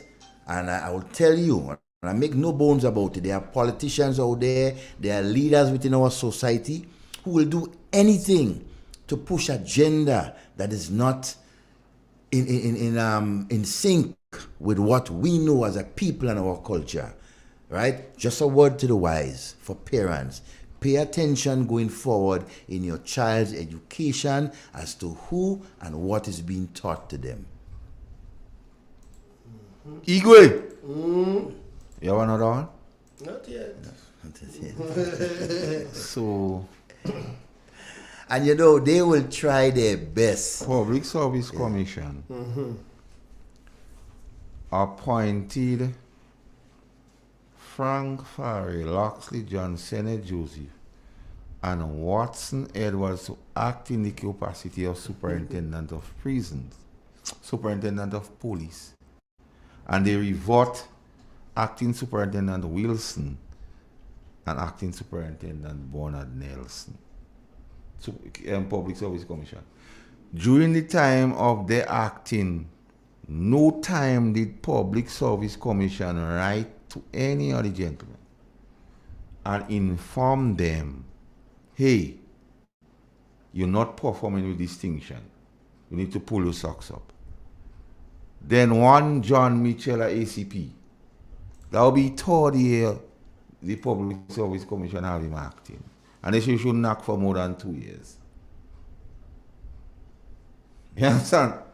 You understand what happening in the Public Service Commission? Because the head of Public Commission, they say is the advisor to the Attorney General. I don't know. And one of there's another person within that circles is the sister of the Attorney General also. So listen, Mr. Andrew, you representative, you say you know how to run country. The Knox Andrews. Tell us what's going on in inland revenue. Because the people downstairs, they move them to Lucas Street in some Joseph and Joseph building. Because they say downstairs, do habitable for people. You have mold. Okay. Now, inland revenue on the second floor, they say up they smelling mess. The sewer system a problem. So they remove some of them with the sewer system smelling and send them in an area where they remove people for their own safety downstairs with the mollies. So but you represent here, they know how to run country. I want them to say a lie. So inland revenue, they say smelling grimy because of the sewer system. So they remove those downstairs because they say the area are mold. And they send them on Lucas Street. I want them to say that. Right? So now they inland revenues, they say the sewer system is not operational. I don't know why. They take them, people like, they say we are the cashiers and other people so. And they put them in an area where they remove some people for health hazard and safety. And all of a sudden I know how to run country. And then, with all that, air condition and thing don't run in. You don't walk in. All you say, all you need to run country. All you know how to run country. Well, it's so I run anything to the ground. And you know, when the thing hit the fan, you know who gets the blame, right? The public servants. public servants get the blame for a lot of decisions that the ministers and so insist. So all it does say, all they're operating on a need to know basis. We need to know what's going on in inland revenue. Because if you remove some people from a place, say it is unfit to walk, and then something happened to another set of people, and you're putting them in a place where you remove people. We have to look for the new press secretary to get some information, because I understand that the new press secretary has been appointed. They might give the memo already for she to say, because the man tries and I need to know, but that is something we need to know, because we could have friends and family walking in that place, and they could get things from that place and bring it in the house. You know, when ants go out and get whatsoever thing and they bring it in the nest, they damage everybody. So tell us, what is going on in Inland Revenue Igwe? You ain't know nobody down the Igwe? I know a lot of people in there. Find out what's going on. Well, now that you mention it, I have a couple of friends that work there. So I'll call them. Because if it's a health hazard, we need to know. In one place and you remove people, and you send them up Lucas Street. But that was the last month. So why are you sending people in the same place? Normal? Why are you sending people to when the last month? Like this month. Okay. All right. So that is a question. Hello. Good afternoon. Hello. Good afternoon. I'm Captain. Good afternoon, brother. That's all right, brother. Go ahead. I hear you are speaking about some mole and this and that. Some what? Some mole. Mole, you say you're mole in the... That was the reason given for moving the people, not we were saying that. No. They removed them because they say he had mole and they sent them up in Lucas Street. Well, yeah, that's facts. You are heard from, but listen to me now. Come with something that making sense, you know. For 9.4 years, these people are there. How... You only want to justify stupidness. You never call here and offer anything. He's of one substance. of them real duns kind so of if man, it happening for 9 years, let it continue. Duns bad. And I'll say I'll go fix everything. Fret me. All he was Mr. Fix it. Even seaweed I'll say I'll go fix. He's a brave, committed, but uninformed NDC. Well, you need to do his research, man. Yeah, but don't come on the radio and look stupid. He's uninformed because his people, they're making him stupid because they're not giving him the correct information. They could give him. When he call it, we could have a nice discussion. Decent discussion. Make some points. Sometimes I might be able to change my opinion on something. But as he come with this thing out 9 years, and he's a man, he must come better than that man. But then again, who really want to defend the indefensible? He does try. These guys doing things there that you cannot defend them. The mere fact that he trying to defend them, they should find him and give him a little talking point, or give him a little information, and say what you don't speak. We like what you're saying, but here's what you must try to look at it. You don't come in here with this milly thing.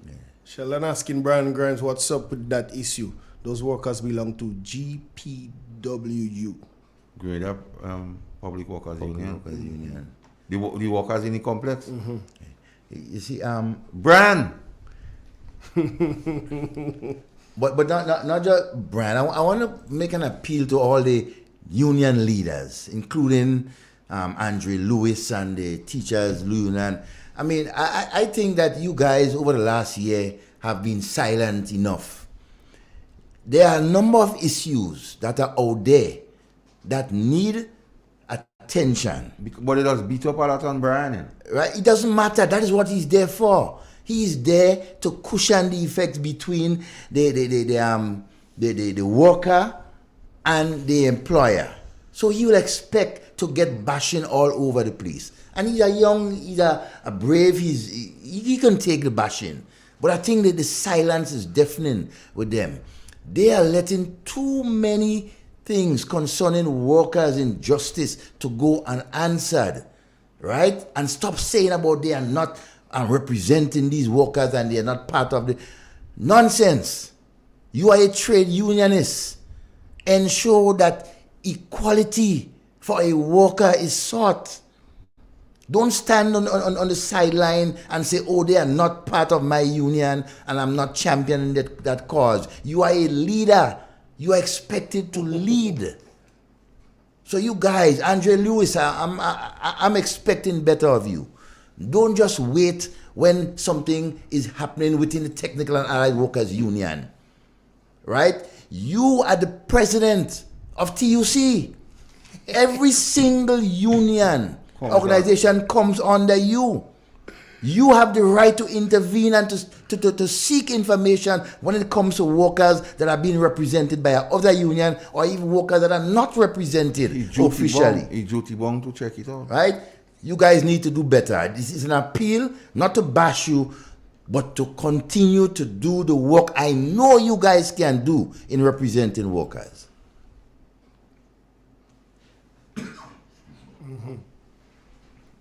You know, and they will want us to forget a number of things that they are doing, right? The wickedness that they are doing to the Grenadian people. They want us to forget.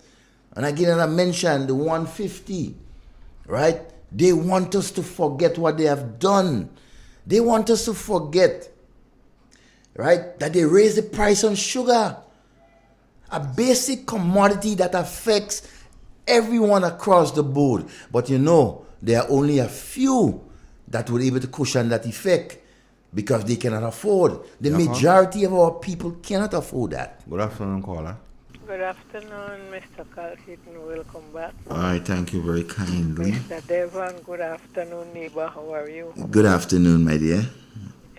You're speaking as a pastor there, you know. Have a good afternoon. I just want to put in my 2 pence. Yeah, go ahead. Well, first to begin, we had to start to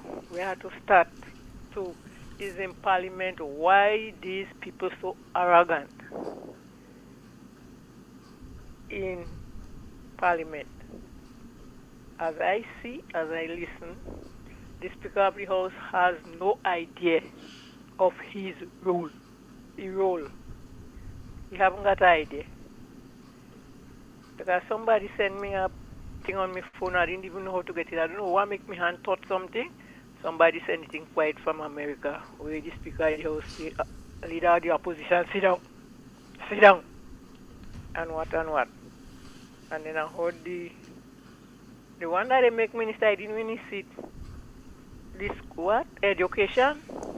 Getting an arrogant, I wonder if he and somebody was quarreling, they had a confusion, talking about who say what and what, hold up some book and saying that was there since in NNP time, since 2009. But what I find funny, he said he was in Ministry of Education in 2018. He didn't say that in 2018. He didn't say it in 2019. He didn't say it in 2020. He didn't say it in 2020 and 22. 2023, and the NNP signed some curriculum or something for they to teach what and what in school. How is only now he bringing that to the fore if he was there when he was there in 2018? Why only now, last week? He's saying, and Mr. Bartholomew said something about what the teachers said in some workshop. So he kicking against that now. So that means Mr. Bartholomew lie. I don't know if he lie, but I heard he said that they had this workshop, but he was quarreling that they didn't put it to them first. They should have told them first before they put it wherever they say it. Mm-hmm. That's a good point, but I have an answer for you for that thing. For? What the question you're just asking about the schools and all them kind of thing in them. Yeah, well, so listen it, I'll play a clip and you go understand because the Prime Minister say the reason. Listen what he's saying. Okay. Yes.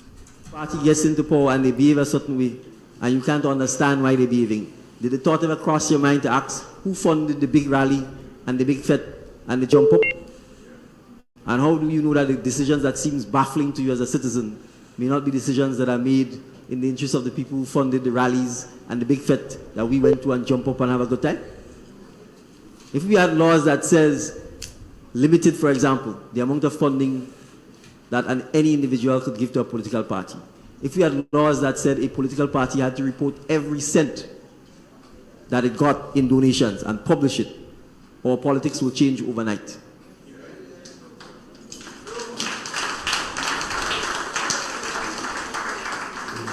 But we don't have those laws.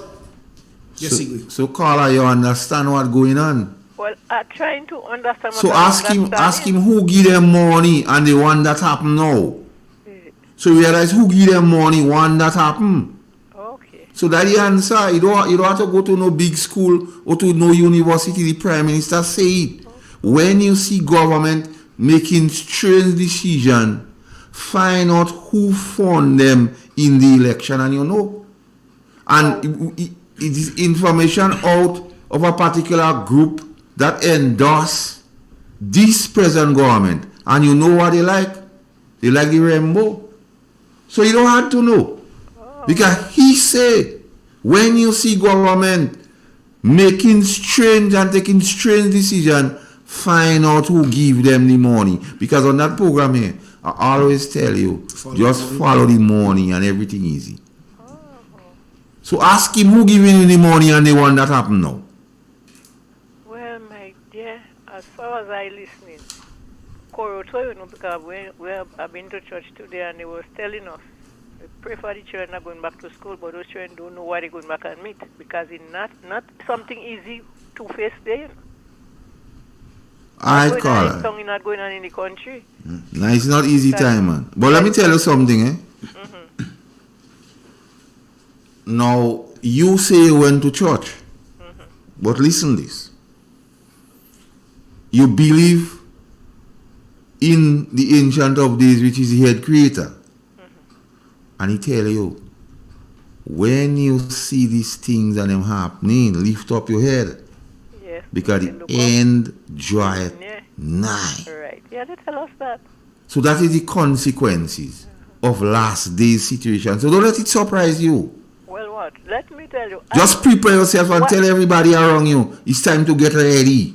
Well, I tell my children around where those are close, whenever I speak to them, I always telling them, don't let nothing take them by surprise. Don't let nobody deceive them. Because you have a set of deceitful people going wrong. And if you don't want to side with them, you're stupid and whatever. Well, where I am here is I and I alone. Because I keep it myself to myself. I listen in my radio and I have my Bible close to me. Alright, Carla, have a blessed evening. Take care of yourself. Have a blessed evening. And be Pastor safe. Devon. Have a wonderful evening. Yes, neighbor. All right. Okay, bye-bye. Take care. You know, one of the and I continue saying the things that they want us to forget, the ills that they are propelling within society, they really want us to forget.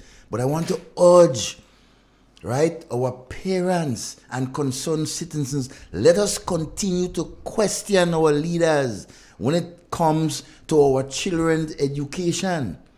Let us question them, church leaders, other community leaders. We have not yet gotten answers from the politicians, from the policy makers, and so about the whole issue of our curriculum.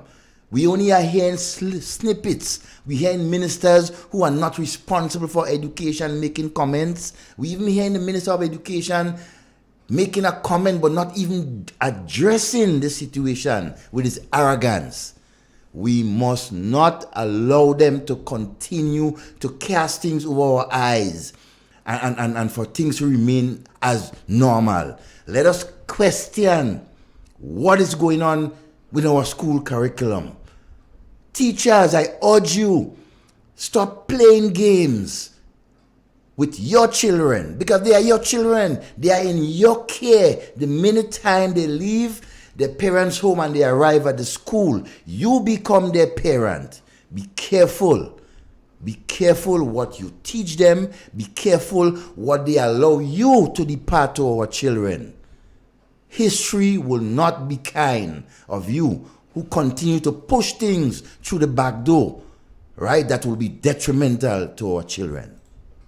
I rest my case on this one for now, right? Because it's a case where we have to pay attention with all these global things that is going around in the world today, and we cannot get information from our politicians. Need to know basis, right? We are grown big people.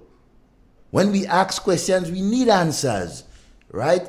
You have been put there to serve the Grenadian people. But the 9 of you are getting on as if, you second to God. You answer to nobody. They get on like them is God Jr. You understand? But there's a message for you.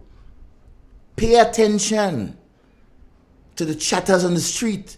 Pay attention to the grumblings of your supporters. And most of important, pay attention to the wickedness that you do to the vulnerable people of our country. Right?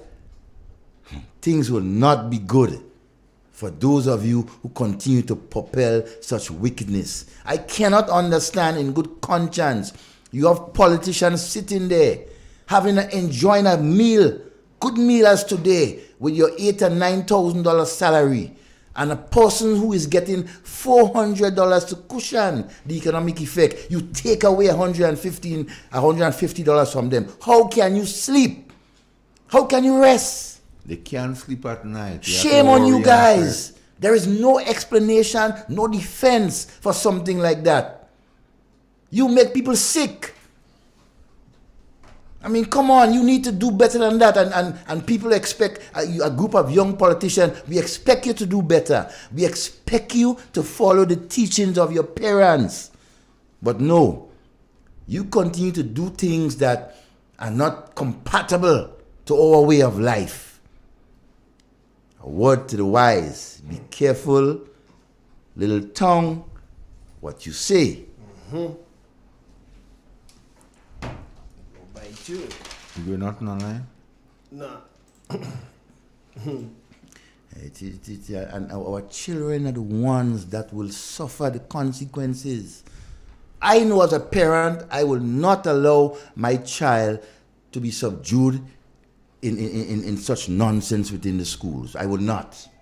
If I have to lead a one-man demonstration with a placard in front of a school, informing parents of the ills that is being taught to our children, I will do it. That is it. You understand? And I made a promise a couple weeks ago on air where I say, when it comes to that 150, I will seek some sort of legal advice from an attorney as to if there is a course of action that the majority of persons who have been deprived of that from the state and been taken away from, if there is a recourse of action. And if there is. Good afternoon, caller. We go deal with them, Devon. Good afternoon. Okay, let us look at it from a rational standpoint. Under the new National Party administration, these people you are referring to receive $5,400 per year. Okay? In this administration, there are ministers who never had a salary before the end of June or July of 2022. Their salary when they came into office was over $6,000 plus allowances. 2 months later, they cannot live on $6,000 per month, but they expect the poor and most vulnerable people in our country to live under $5,400 per year. That's wickedness. So they deduct $1,500 per year from these poor people, while they put $2,000 on their salary. That's the crux of the matter. $1,500 was removed from these poor and vulnerable people per year. And they add 24,000 to theirs. Per month on their salary. Yeah. So these people, we have to pay the same amount of money for rice, sugar, flour, all the other things we have to live by. Electricity, you know what I mean? No subsistence from nowhere. So how come the poor become poorer and our country is sinking and we're going down a slippery slope at a very fast pace under this NDC administration? Thank you, my friend. And you know that there are supporters out there of the National Democratic Congress who understand and know that the wrong and the ill that these guys are doing to the most vulnerable people in our population. They know that. Even their families have been subdued to that. And they stand there and trying to defend that garbage. Come on, people, we got to be real. We got to treat people like you would want them to treat you. You cannot continue politics, especially that group of 9, that group of vultures, as Mr. Pierre always call them. You guys need to wake up and understand what is going on. Keep treating the people like that. And I mean, you will be short-lived in many ways. Right? The sins, right, of the cry, not the sin, but the cry of these people will fall on you and even your children. Right? Be careful what you do. I mean, come on. How can you sleep? How can you live with yourself, politicians and supporters of these politicians, when you watch them destroy the most vulnerable of our people while enriching the richest? This cannot work. That is why, anyhow. Lucy, good afternoon. Whoever call. Let me take it. Hello? Ready? Good afternoon. Ready? Good afternoon, my friend. Yeah, afternoon. How are you? Not too bad. Okay, good. Mr. Pierre called on the Prime Minister to fire the Minister of Finance. Yeah. Yes? Mm-hmm. I was forceful at that, calling on the Prime Minister to fire the Minister of Finance. The Prime Minister, maybe, well, whether he did it willingly or otherwise, I'm not sure, but he fired the Minister of Finance. In the Parliament then, when the opposition leader was dealing with finances, he being a qualified economist, the opposition leader being a qualified economist who have been in the finance ministry, Minister of Finance, for a number of years, and he was okay. You had people, one or two people criticizing him, but not condemning him, yes? And so when he was making reference to the budget, the supplementary budget that was presented by the finance minister then, when the opposition leader was commenting on it, the finance minister wasn't forceful in defending what the opposition leader was saying. But the fired Minister of Finance, the one that was not doing a good job, the one that the Prime Minister fired, the Minister of Finance, he himself was getting up and shutting down the opposition leader, trying to make us feel that the opposition leader didn't know what he about. You know, this is what is funny about it, because Mr. Pierre, Mr. Pierre, he doesn't have a briefcase of certificate. Mr. Pierre, a bag he carrying certificates in. Yeah, a little frightened bag he carrying certificates in. But the opposition leader who has that qualification, you would tell me, these little boys and them going to tell him he don't know what he's talking about? Nonsense. Let us see who really have the qualification to talk about money management. It is the opposition leader, not the Prime Minister, not our present Prime Minister. He was fired from the job, which meant that he wasn't good enough. So don't bring him back telling me what to do and what to say. And the Speaker of the House siding with him is like, I submit to you, sir, it wasn't Big Dog. It was, I made a mistake. Yeah? It wasn't Big Dogs. I made a mistake. So you go ahead. This is nonsense, and I think it's about time that we stand up to it. Those certificates that we have, let them make sense to us. Yes? The Prime Minister does not have that qualification. He has no right to try to correct the opposition leader who has that great qualification that he can manage, how he's been managing the economy for so much years. Grenadier economy has bounced from negative to positive with his intervention. And don't tell me that the Prime Minister, who doesn't have that qualification, is able to shut him up. This is nonsense. Thank you. Have a good evening, my friend. The Speaker of the House. He's a special one, you know. He's a special one. Sad day. And I think I remember on the opposition side, Minister Keith made some remarks. Yeah. Nobody stood up on a point of order. When another person make it going, the Prime Minister stand up on a point of order for what a order speaker say, and the speaker allow it to. Yeah, he allowed it.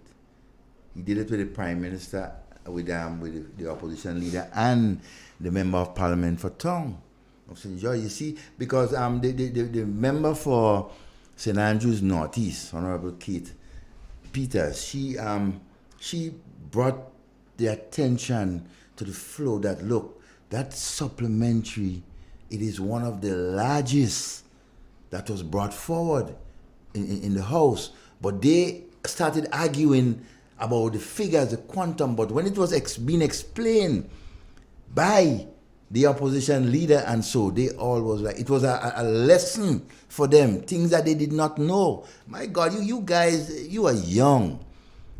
Take your time and listen, especially to the opposition leader, right? As to some of the procedures that goes on in Parliament, and not just that, the former Prime Minister ran the Ministry of Finance for years. Yes, he understands these things back and forth.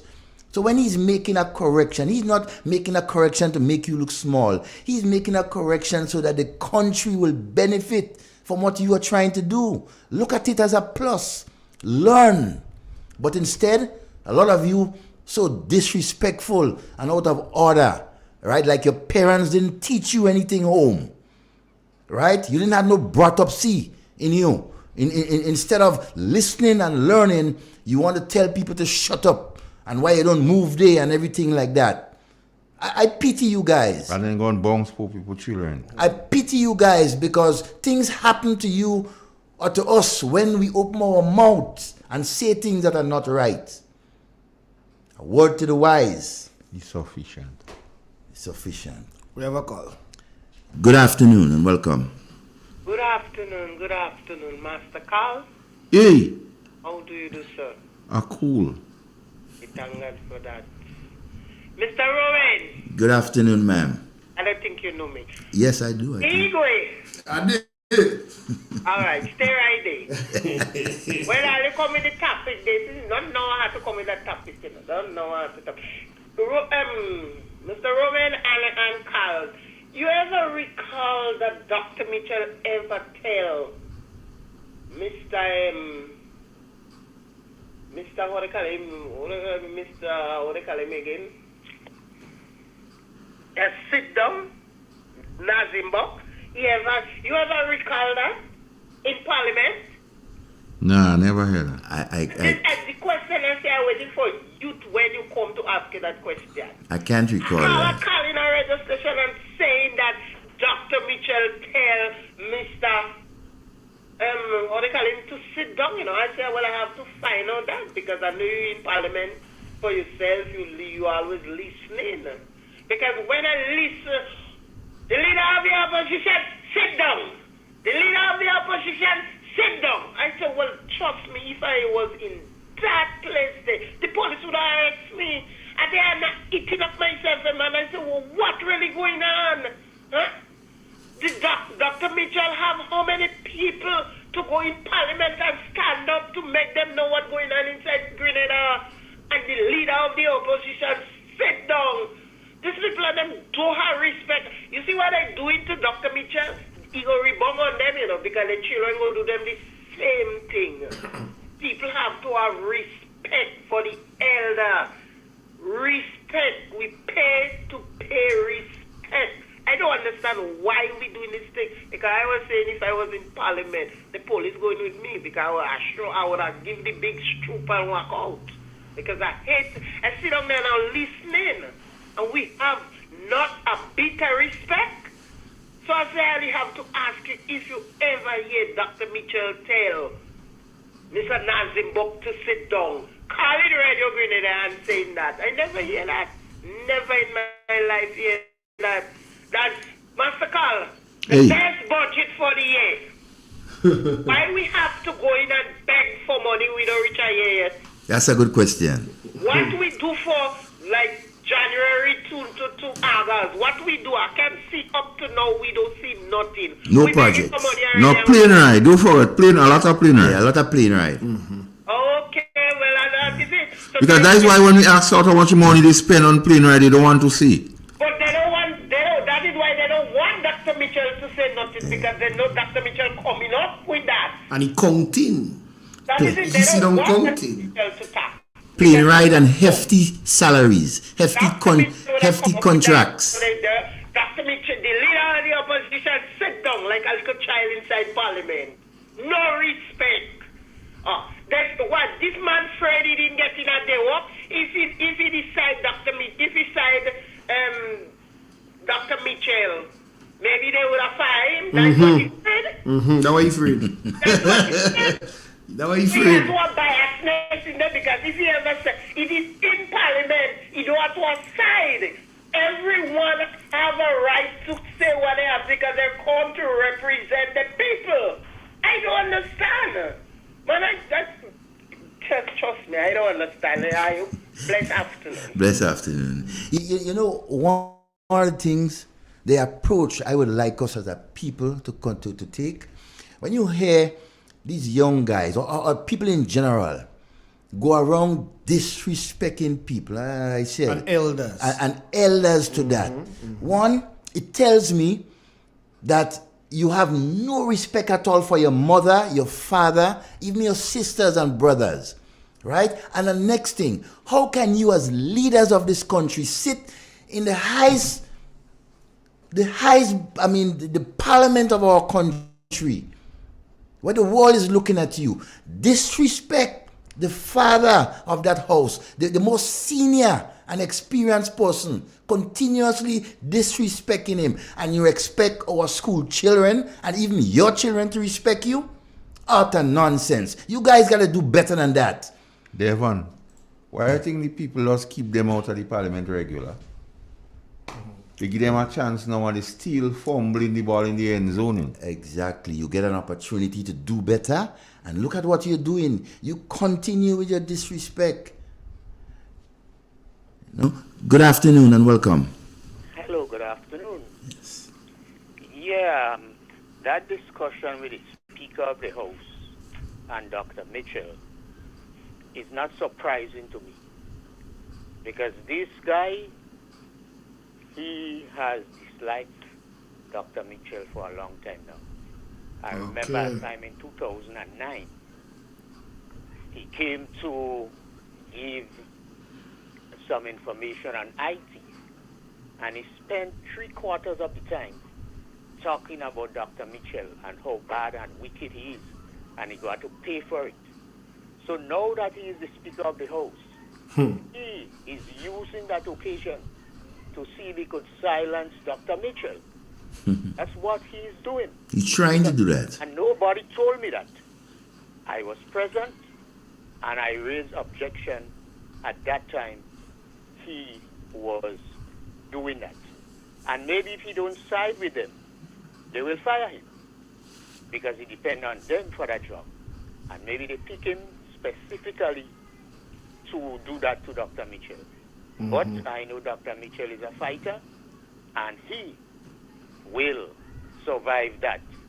And they will have to answer a lot to the Grenadian people.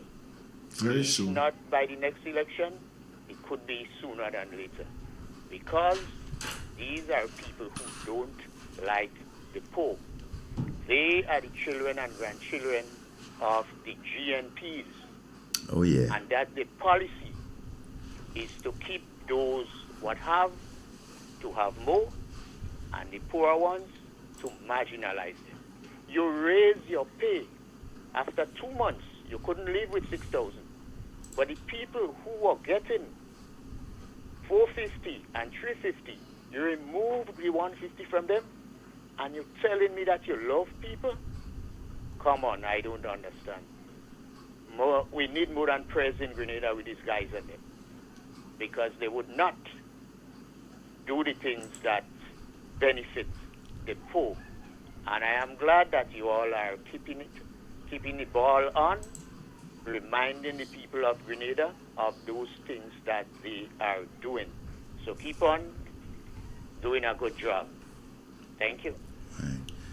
Welcome. You know, one of the things that, I was brought up in a home, especially around my mother and grandmothers, to be respectful to people. If you want respect, you have to give respect. Now I'm wondering, as parents, including you ministers who sit on the government side and so, right? A lot of you have children. One day, your child comes up to you, or you ask your child something, and that child just turn around and tell you, who you talking to?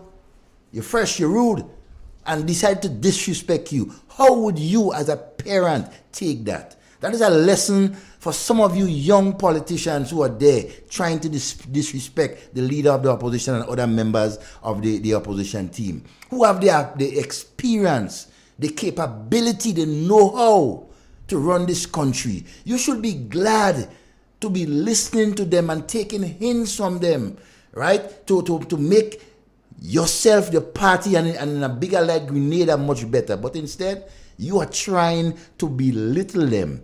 But you know what? It's only yourself you're belittling, because people are listening and watching, and they will never have respect for you. Whether you're in Parliament or you're walking outside, they will not have respect for you. You better learn that. Think about it there, man. They say never put power in the hands of no. Let me take the call. Good afternoon, caller. Yeah, good afternoon. How are you, sir? Day, sir. You good? Good to hear you again. Yeah, man. Yeah. You remember when during the course of the election, the opposition leader is telling Grenadian people be careful what they're doing, because at the end of the day, these people looking for a job, and that's exactly what he's doing. All right, caller.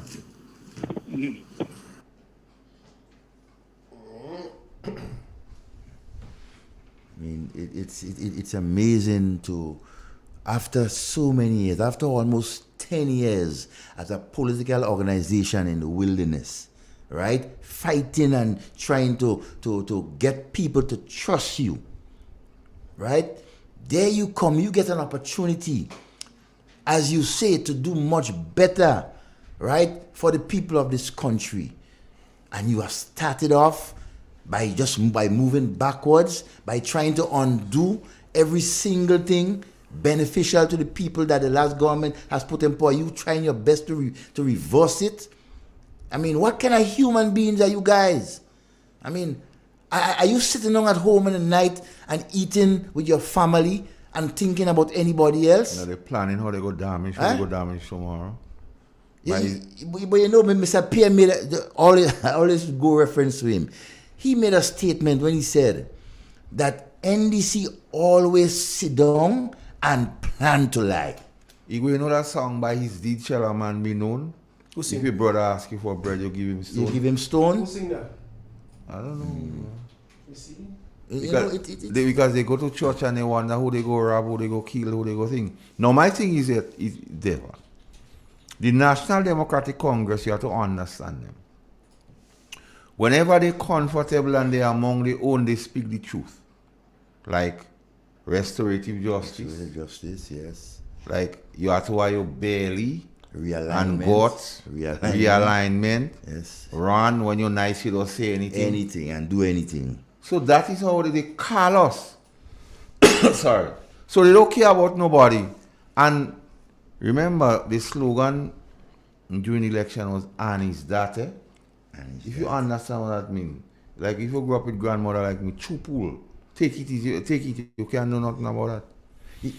So it surprised me not about the behavior of this government. Good afternoon, caller. Good afternoon, sir. Bro! Oh, you ready for them? Yeah. Alright. Long time. I hope the law take his course this had heard of this accident. Yes. We're waiting to see. Number one, he run off from the accident. That's true. And I hope the law, when he reach in the magistrate court, I hope the magistrate send him into prison until next time. Send him on remand.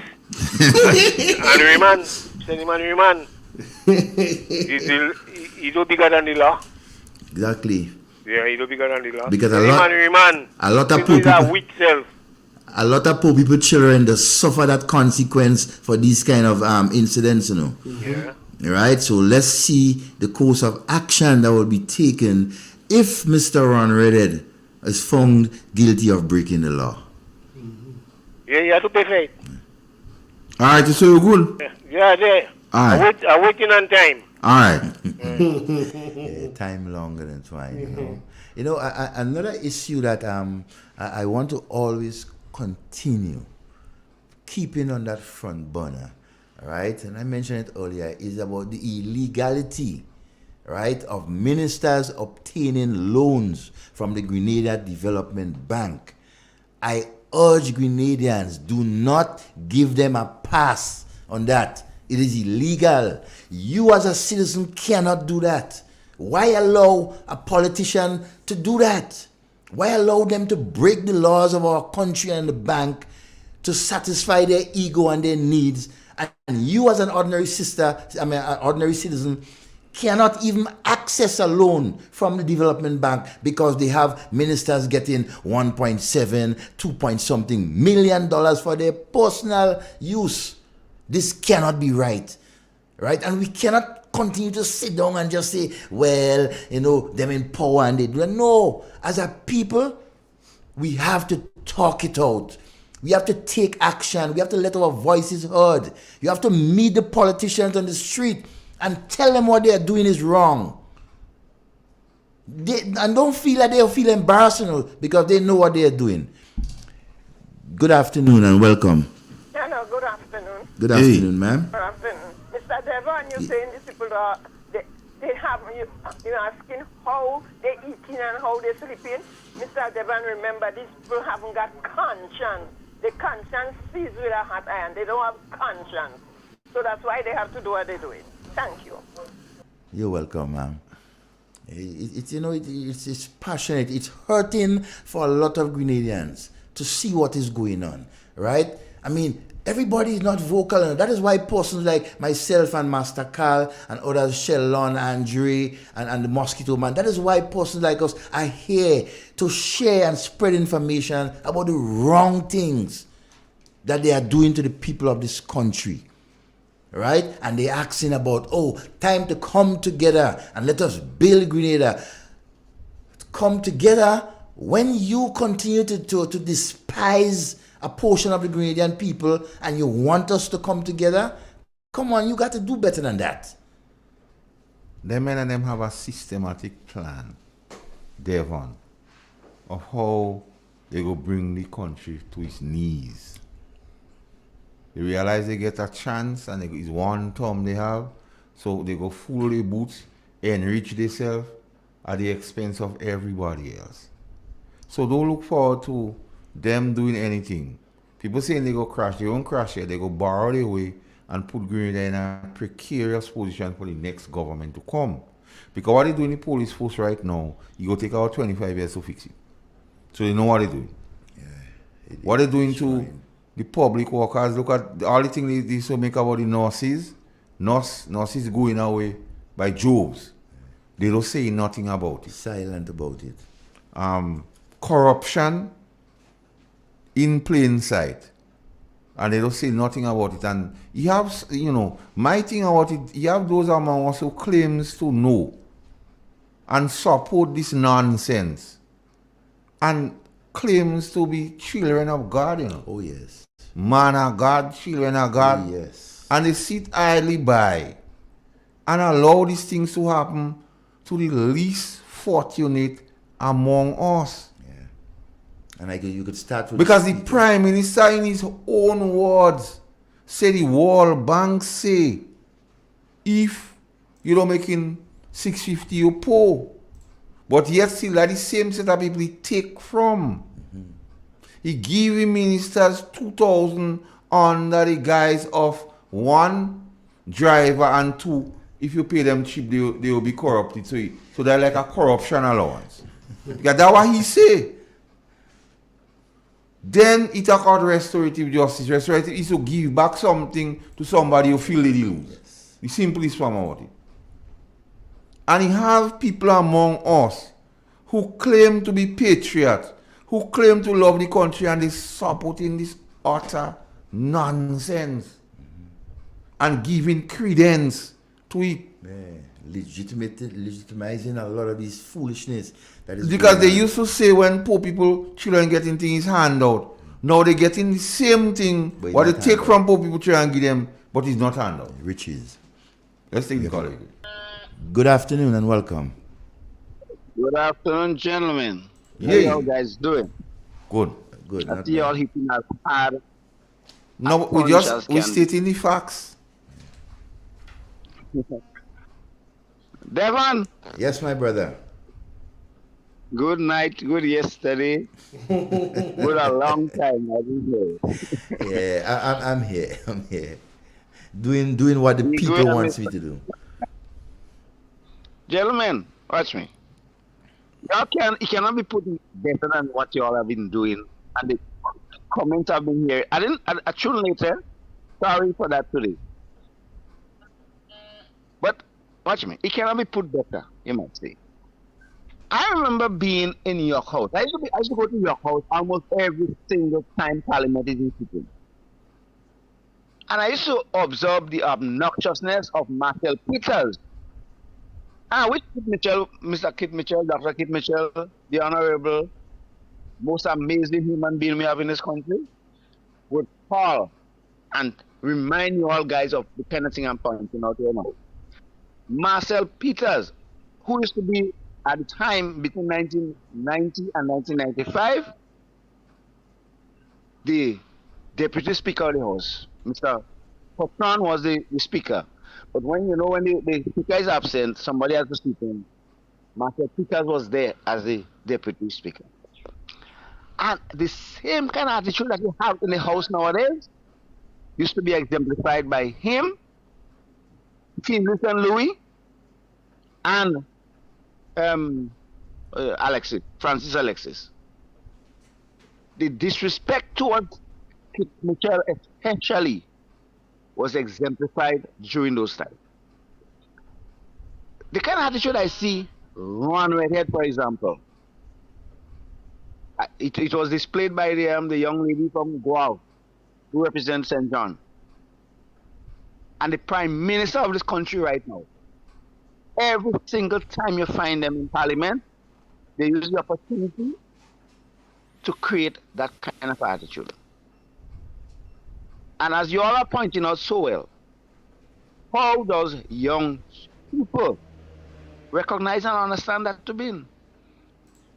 Because the thing is that they are giving perfect example of how to disrespect people. I remember over and over, I don't know if you all have that clip to play. Stanford Simon, along with the guy who was on radio, whatever his name, I forget his name right now. Honestly, always calling Dr. Mitchell all kind of name, to the extent that Stanford Simon ended up saying on the pulpit, or as they call it, on the pulpit in the church, it's time for Dr. Mitchell to go because he's an old man. So that's the attitude of disrespect that so these people have been given perfect example of how to behave. One called a picture referring to Dr. Mitchell as too old to be ruling the country or to control the country. The man that transformed this country. The man that took Grenada from nothing in 2013 to bring it where it is now after the fight for so long. The mentality of such people in this country is taking too much of a confusion for us to bear. And so what to do, how to get it done, how to rectify that issue is a difficult one. because the damage that is being done now is too much to bear. Take care, gentlemen. All right, my brother. Thank you. Yeah, it's interesting to see. I mean, the Grenadian people trusted, put their confidence in a group of quote unquote young leaders, right, to propel Grenada forward. Because the campaign was led not just against the NNP, you know, but primarily against Dr. Mitchell and his age. Okay? And they pound that myth, oh, he's too old, and some of us, we don't know nobody else, and fine. But what they have failed to realize, what they have failed to tell the Grenadian people, right, is that during the service and the reign of Dr. Mitchell as Prime Minister, and even opposition leader, the services that was brought to Grenada, the development that was brought to Grenada. Look at Grenada now. Which other government, which other group of politicians that propelled Grenada to such higher heights, right, other than Dr. Mitchell and the NNP team at different occasions? Which other? None. Look at all the major developments in our country over the last 40 years. And we must be honest with ourselves. And some of you hypocrites out there continue to talk about, oh, what did NNP do? What they do for 20-something years? They in power, they didn't do nothing. Get a grip of yourself. Look around you. Look at the concrete that you're walking now, what you're walking on now, when you used to walk on mud and grass a couple of years ago, right? Be grateful for it. Be grateful for the development that was brought by governments, not just NNP, right? But by other governments, because that is what they are there for. So don't sit there on your high horse and continue to talk about NNP didn't do anything for Grenada. In the last 40 years, no other government could match the ability and the successes of the NNP in Grenada. And that is a fact. Undisputed fact. You know, and we have to get real. And we have to start falling for that foolish trap about, not because you have a choice to choose a political organization, but when it comes to the development of our country, we have to be real. We have to give the politicians what is theirs. They each had their role to play. They had their successes and their failures. And in my view, two of the most successful politicians that ever passed in Grenada is Dr. Mitchell and Sir Eric Matthew Gary. The length of time that they have served and the benefits that they have brought to this country must never, never be forgotten.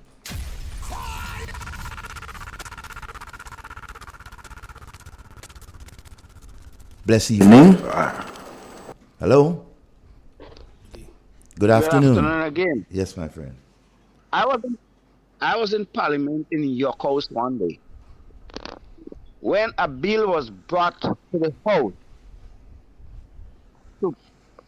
to present in this country a company to burn garbage. The bill was to give over the process of electrification in this country to that company to burn garbage, taking over. They was going to be in charge of Grenlec, and they was going to be burning garbage to produce electricity in the country.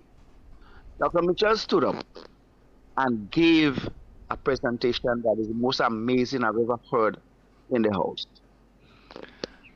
During which time, Master Peters was the Speaker of the House at that time.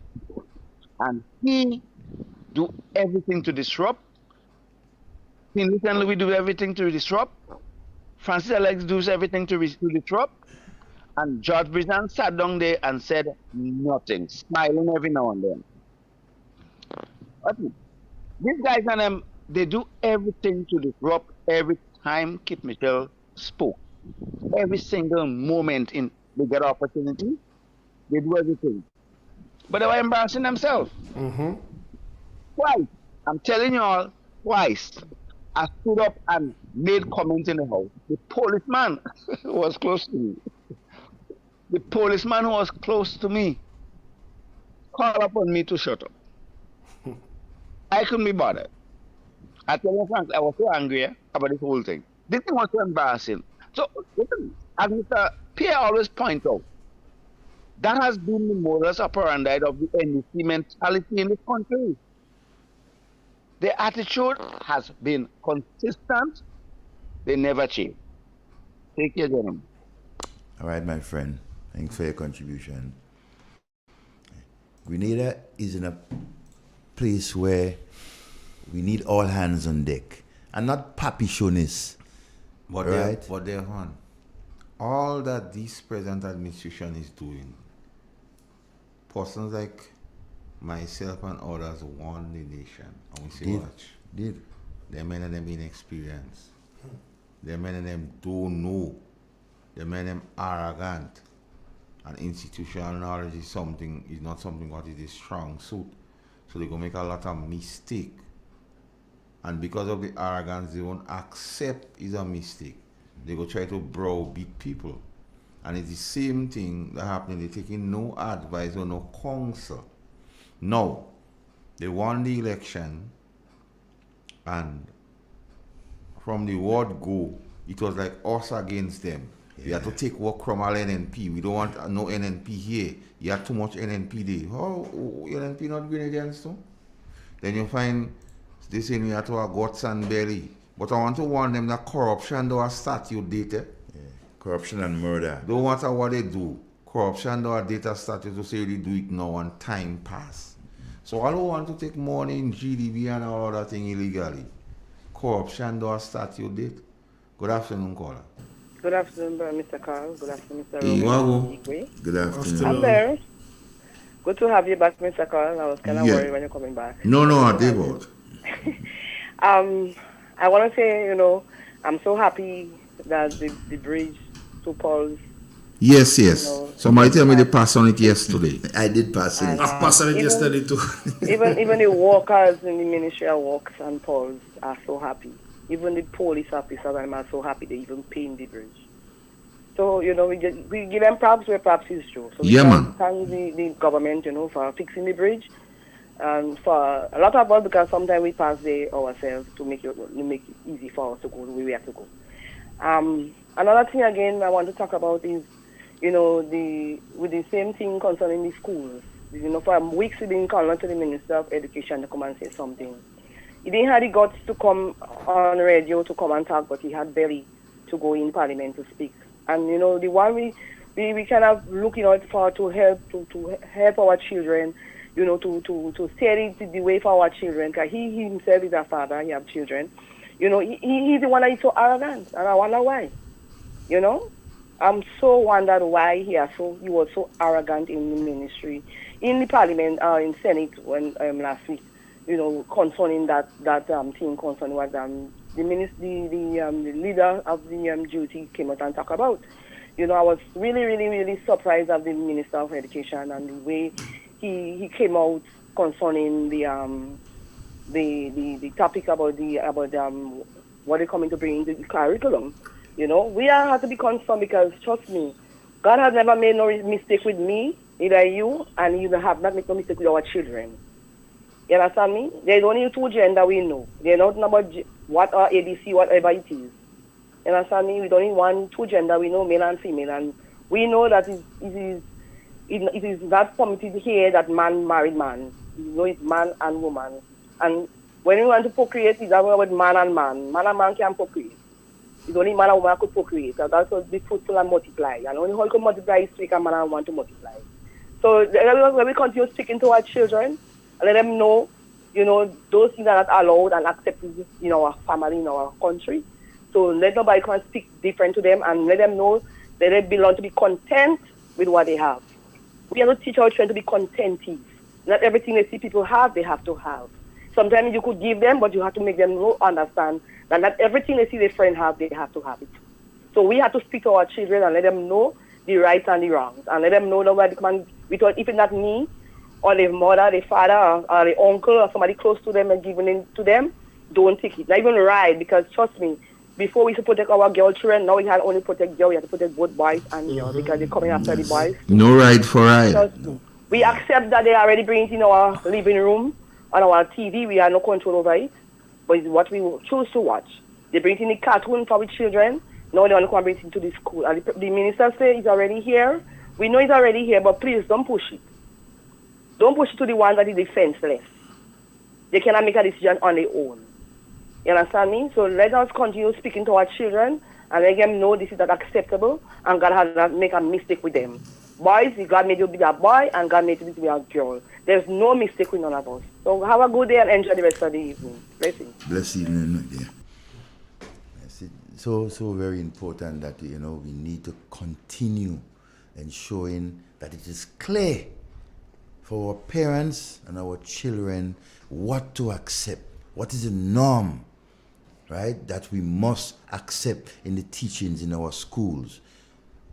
We cannot continue to allow politicians or persons who continue to make laws that is incompatible, right, to our way of life and get through with it. No, we have to stop them in their tracks. We have to be vocal. If that's the only thing we can do, let's be vocal and let our children understand the way forward.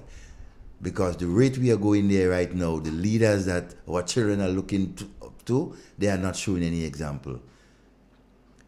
You have something for me, Igwe? Yes.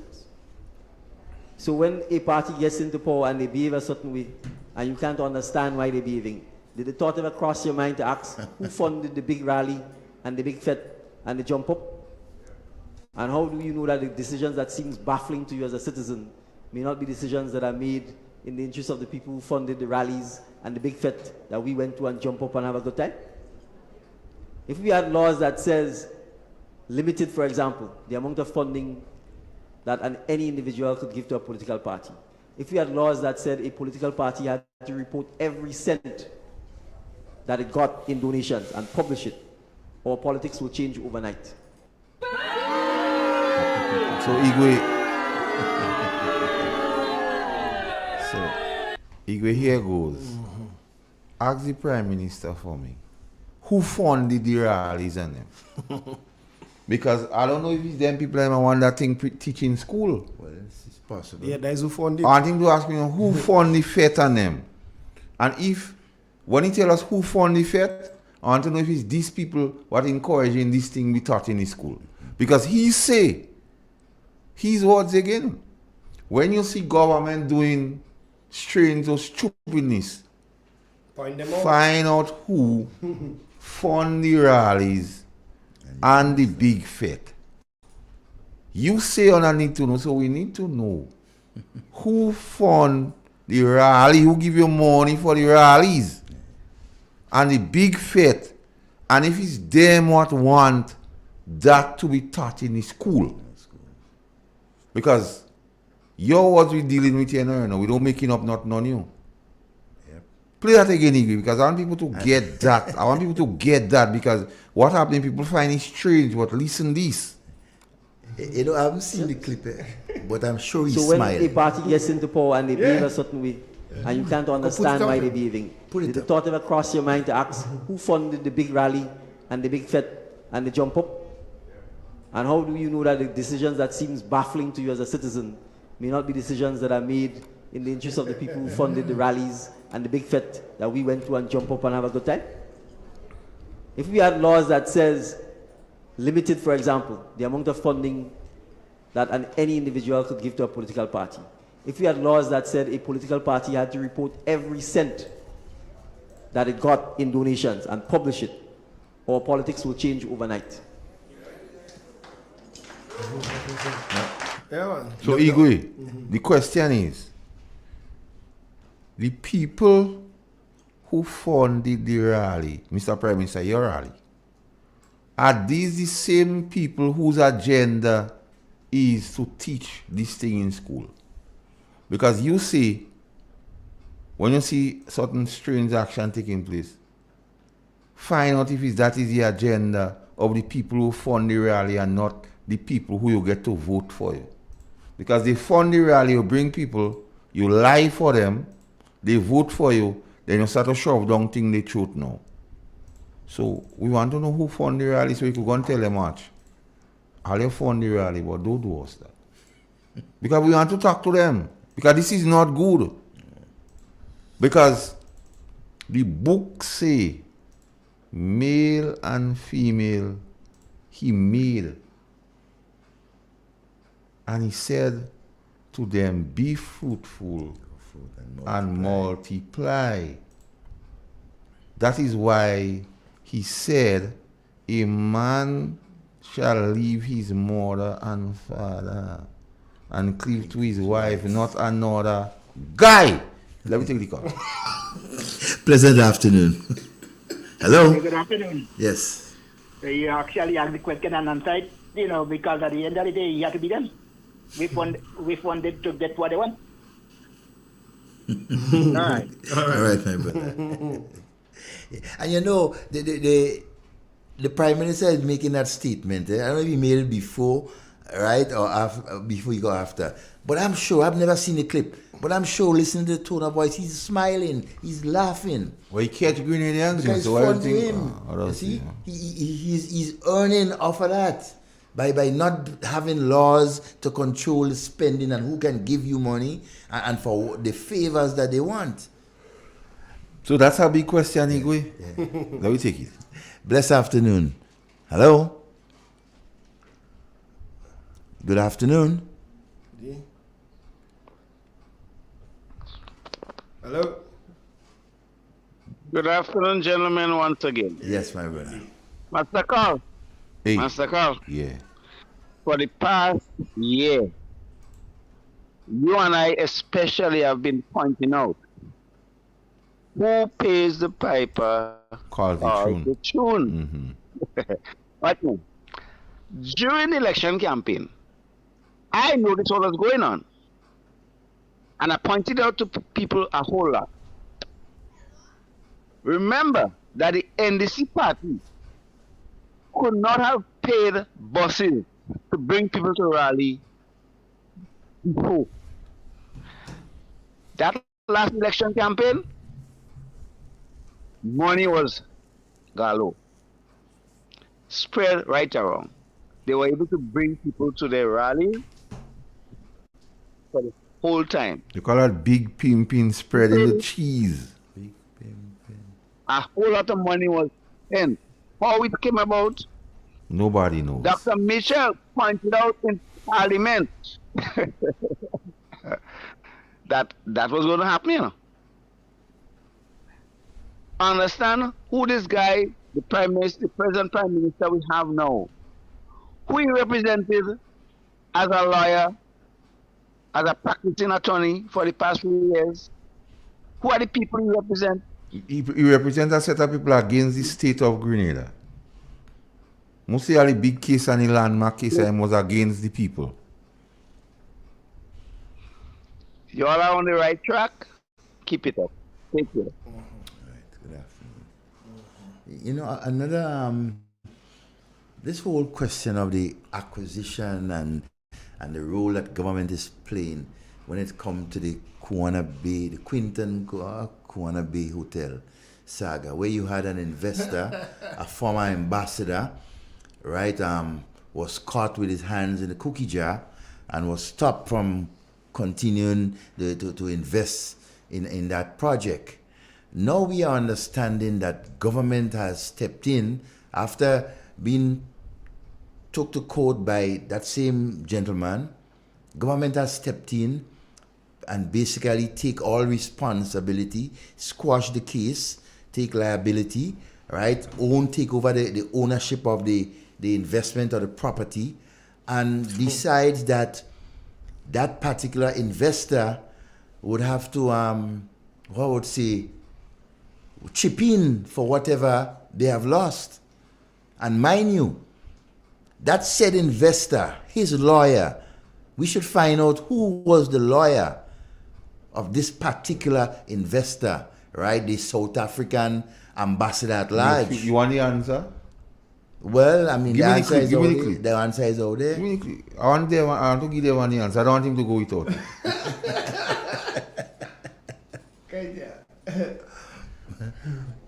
So when a party gets into power and they behave a certain way, and you can't understand why they're behaving, did the thought ever cross your mind to ask who funded the big rally and the big fete and the jump up? And how do you know that the decisions that seems baffling to you as a citizen may not be decisions that are made in the interest of the people who funded the rallies and the big fete that we went to and jump up and have a good time? So it don't baffling to me, I know. So when you talk about K1 and B and what happened, die the reason it happened. Yeah, let me take the call. Hello. Good afternoon. Hello. Yes, bro. friend. That's the reason why the man give the tax break, you know. That's the reason why he give them big people the tax break. Because they fund money for the campaign. Yeah. So that's why he give them the tax break. Thank you. You know, everything this government has done so far is against the said people that put them in office. Everything they have done wrong to a majority of Grenadians, right, up to this point in time. They have withheld programs, they have withheld funding for projects that was earmarked. Imagine, for example, look at the River Road project. And so they stopped that project and put people's lives in danger. When you look at what is going on when the river overflows at this point in time, the lower part of River Road, from after Purcell, these people are in danger of losing their property, even losing their lives when the rain and the flooding take place. And yet for all, that group of politicians is there, still trying to justify ways and means, right, for them to cut away things that will benefit the Grenadian people. And I know before this program ends, I must continue to call upon this government to give back the $150 that was taken from the most vulnerable of our people. It is making things much more difficult for our people. You have taken $24,000 a year on your salary, and yet for all you remove over $1,500 a year from the lowest paid of our people. It's a crime. It's a criminal offense by you guys. They were prone to corruption. That's what the Prime Minister said. Shame on you guys. I mean, I've never seen a group of Grenadians who are bent on destroying the bedrock of their own society, the pillars, right, that their people help to build, the foundation that their mothers and fathers put there for them. They are now destroying it. Shame on you guys. And I make no apology for that, right? When you decide to treat the vulnerable, senior citizens, school children, and so, and you started propelling a lie in the beginning about it's free education for everybody, free education. When you start to get pressure now and people start to put out the truth out there that you're lying, you come out and recant and say, no, it's not free education, but free tuition. Disgusting. You guys need to know when to stop lying. Liars have no memories. And a lie will always come back to haunt you and to catch up with you. It is an experience that all of us as human beings have. We lie, we have to lie to cover it up. We have to move away from that. We have to learn to continue to treat the Grenadian people with dignity. They are the ones that have you guys there in that position. They trust you with the power of the country to make decisions for us. Right? Just as they trust the opposition to question the things that you continue to do that is not fitting for this country. Learn that, know that, because very soon the tables will turn. And remember, there is no statute of limitation for corruption and for murder. You want to hear a lie? Devon, you want to hear a lie? Yes, listen a lie. And NDC government will put an end to contract workers in the public service as soon as it takes office. There is no need for a parallel public service in Grenada.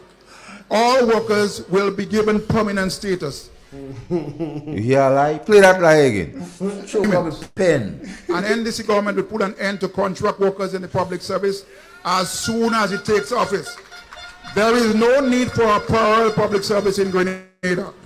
All workers will be given permanent status. Columbus lie. Yeah. And I'm sure at this point in time that this present government has more contractual workers than any other government that has run this country. You know, because they have to give, the boys and girls job. And some of you outside the NDC supporters who feel high and mighty because you may have a little contract and feel powerful, either a security contract or this other contract, and you feel empowered. Be careful how you deal with the people that is around you. Be careful. Be very careful how you speak to people and how you want to tell people things.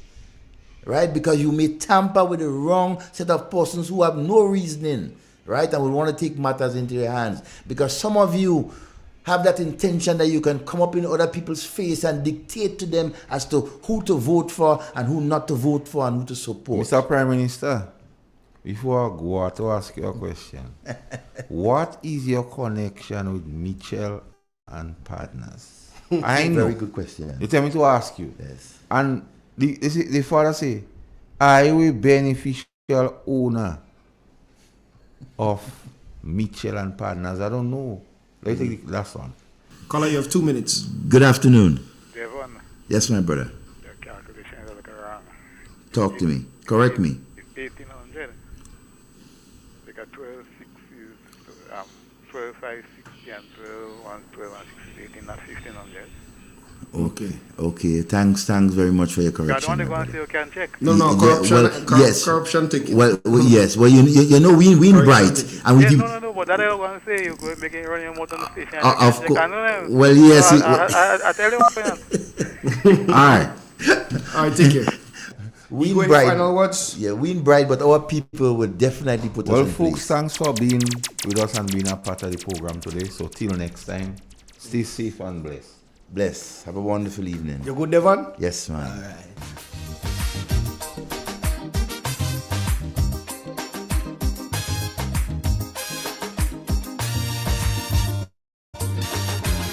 You tell me candid, they too wicked, far too crooked. That is the frequent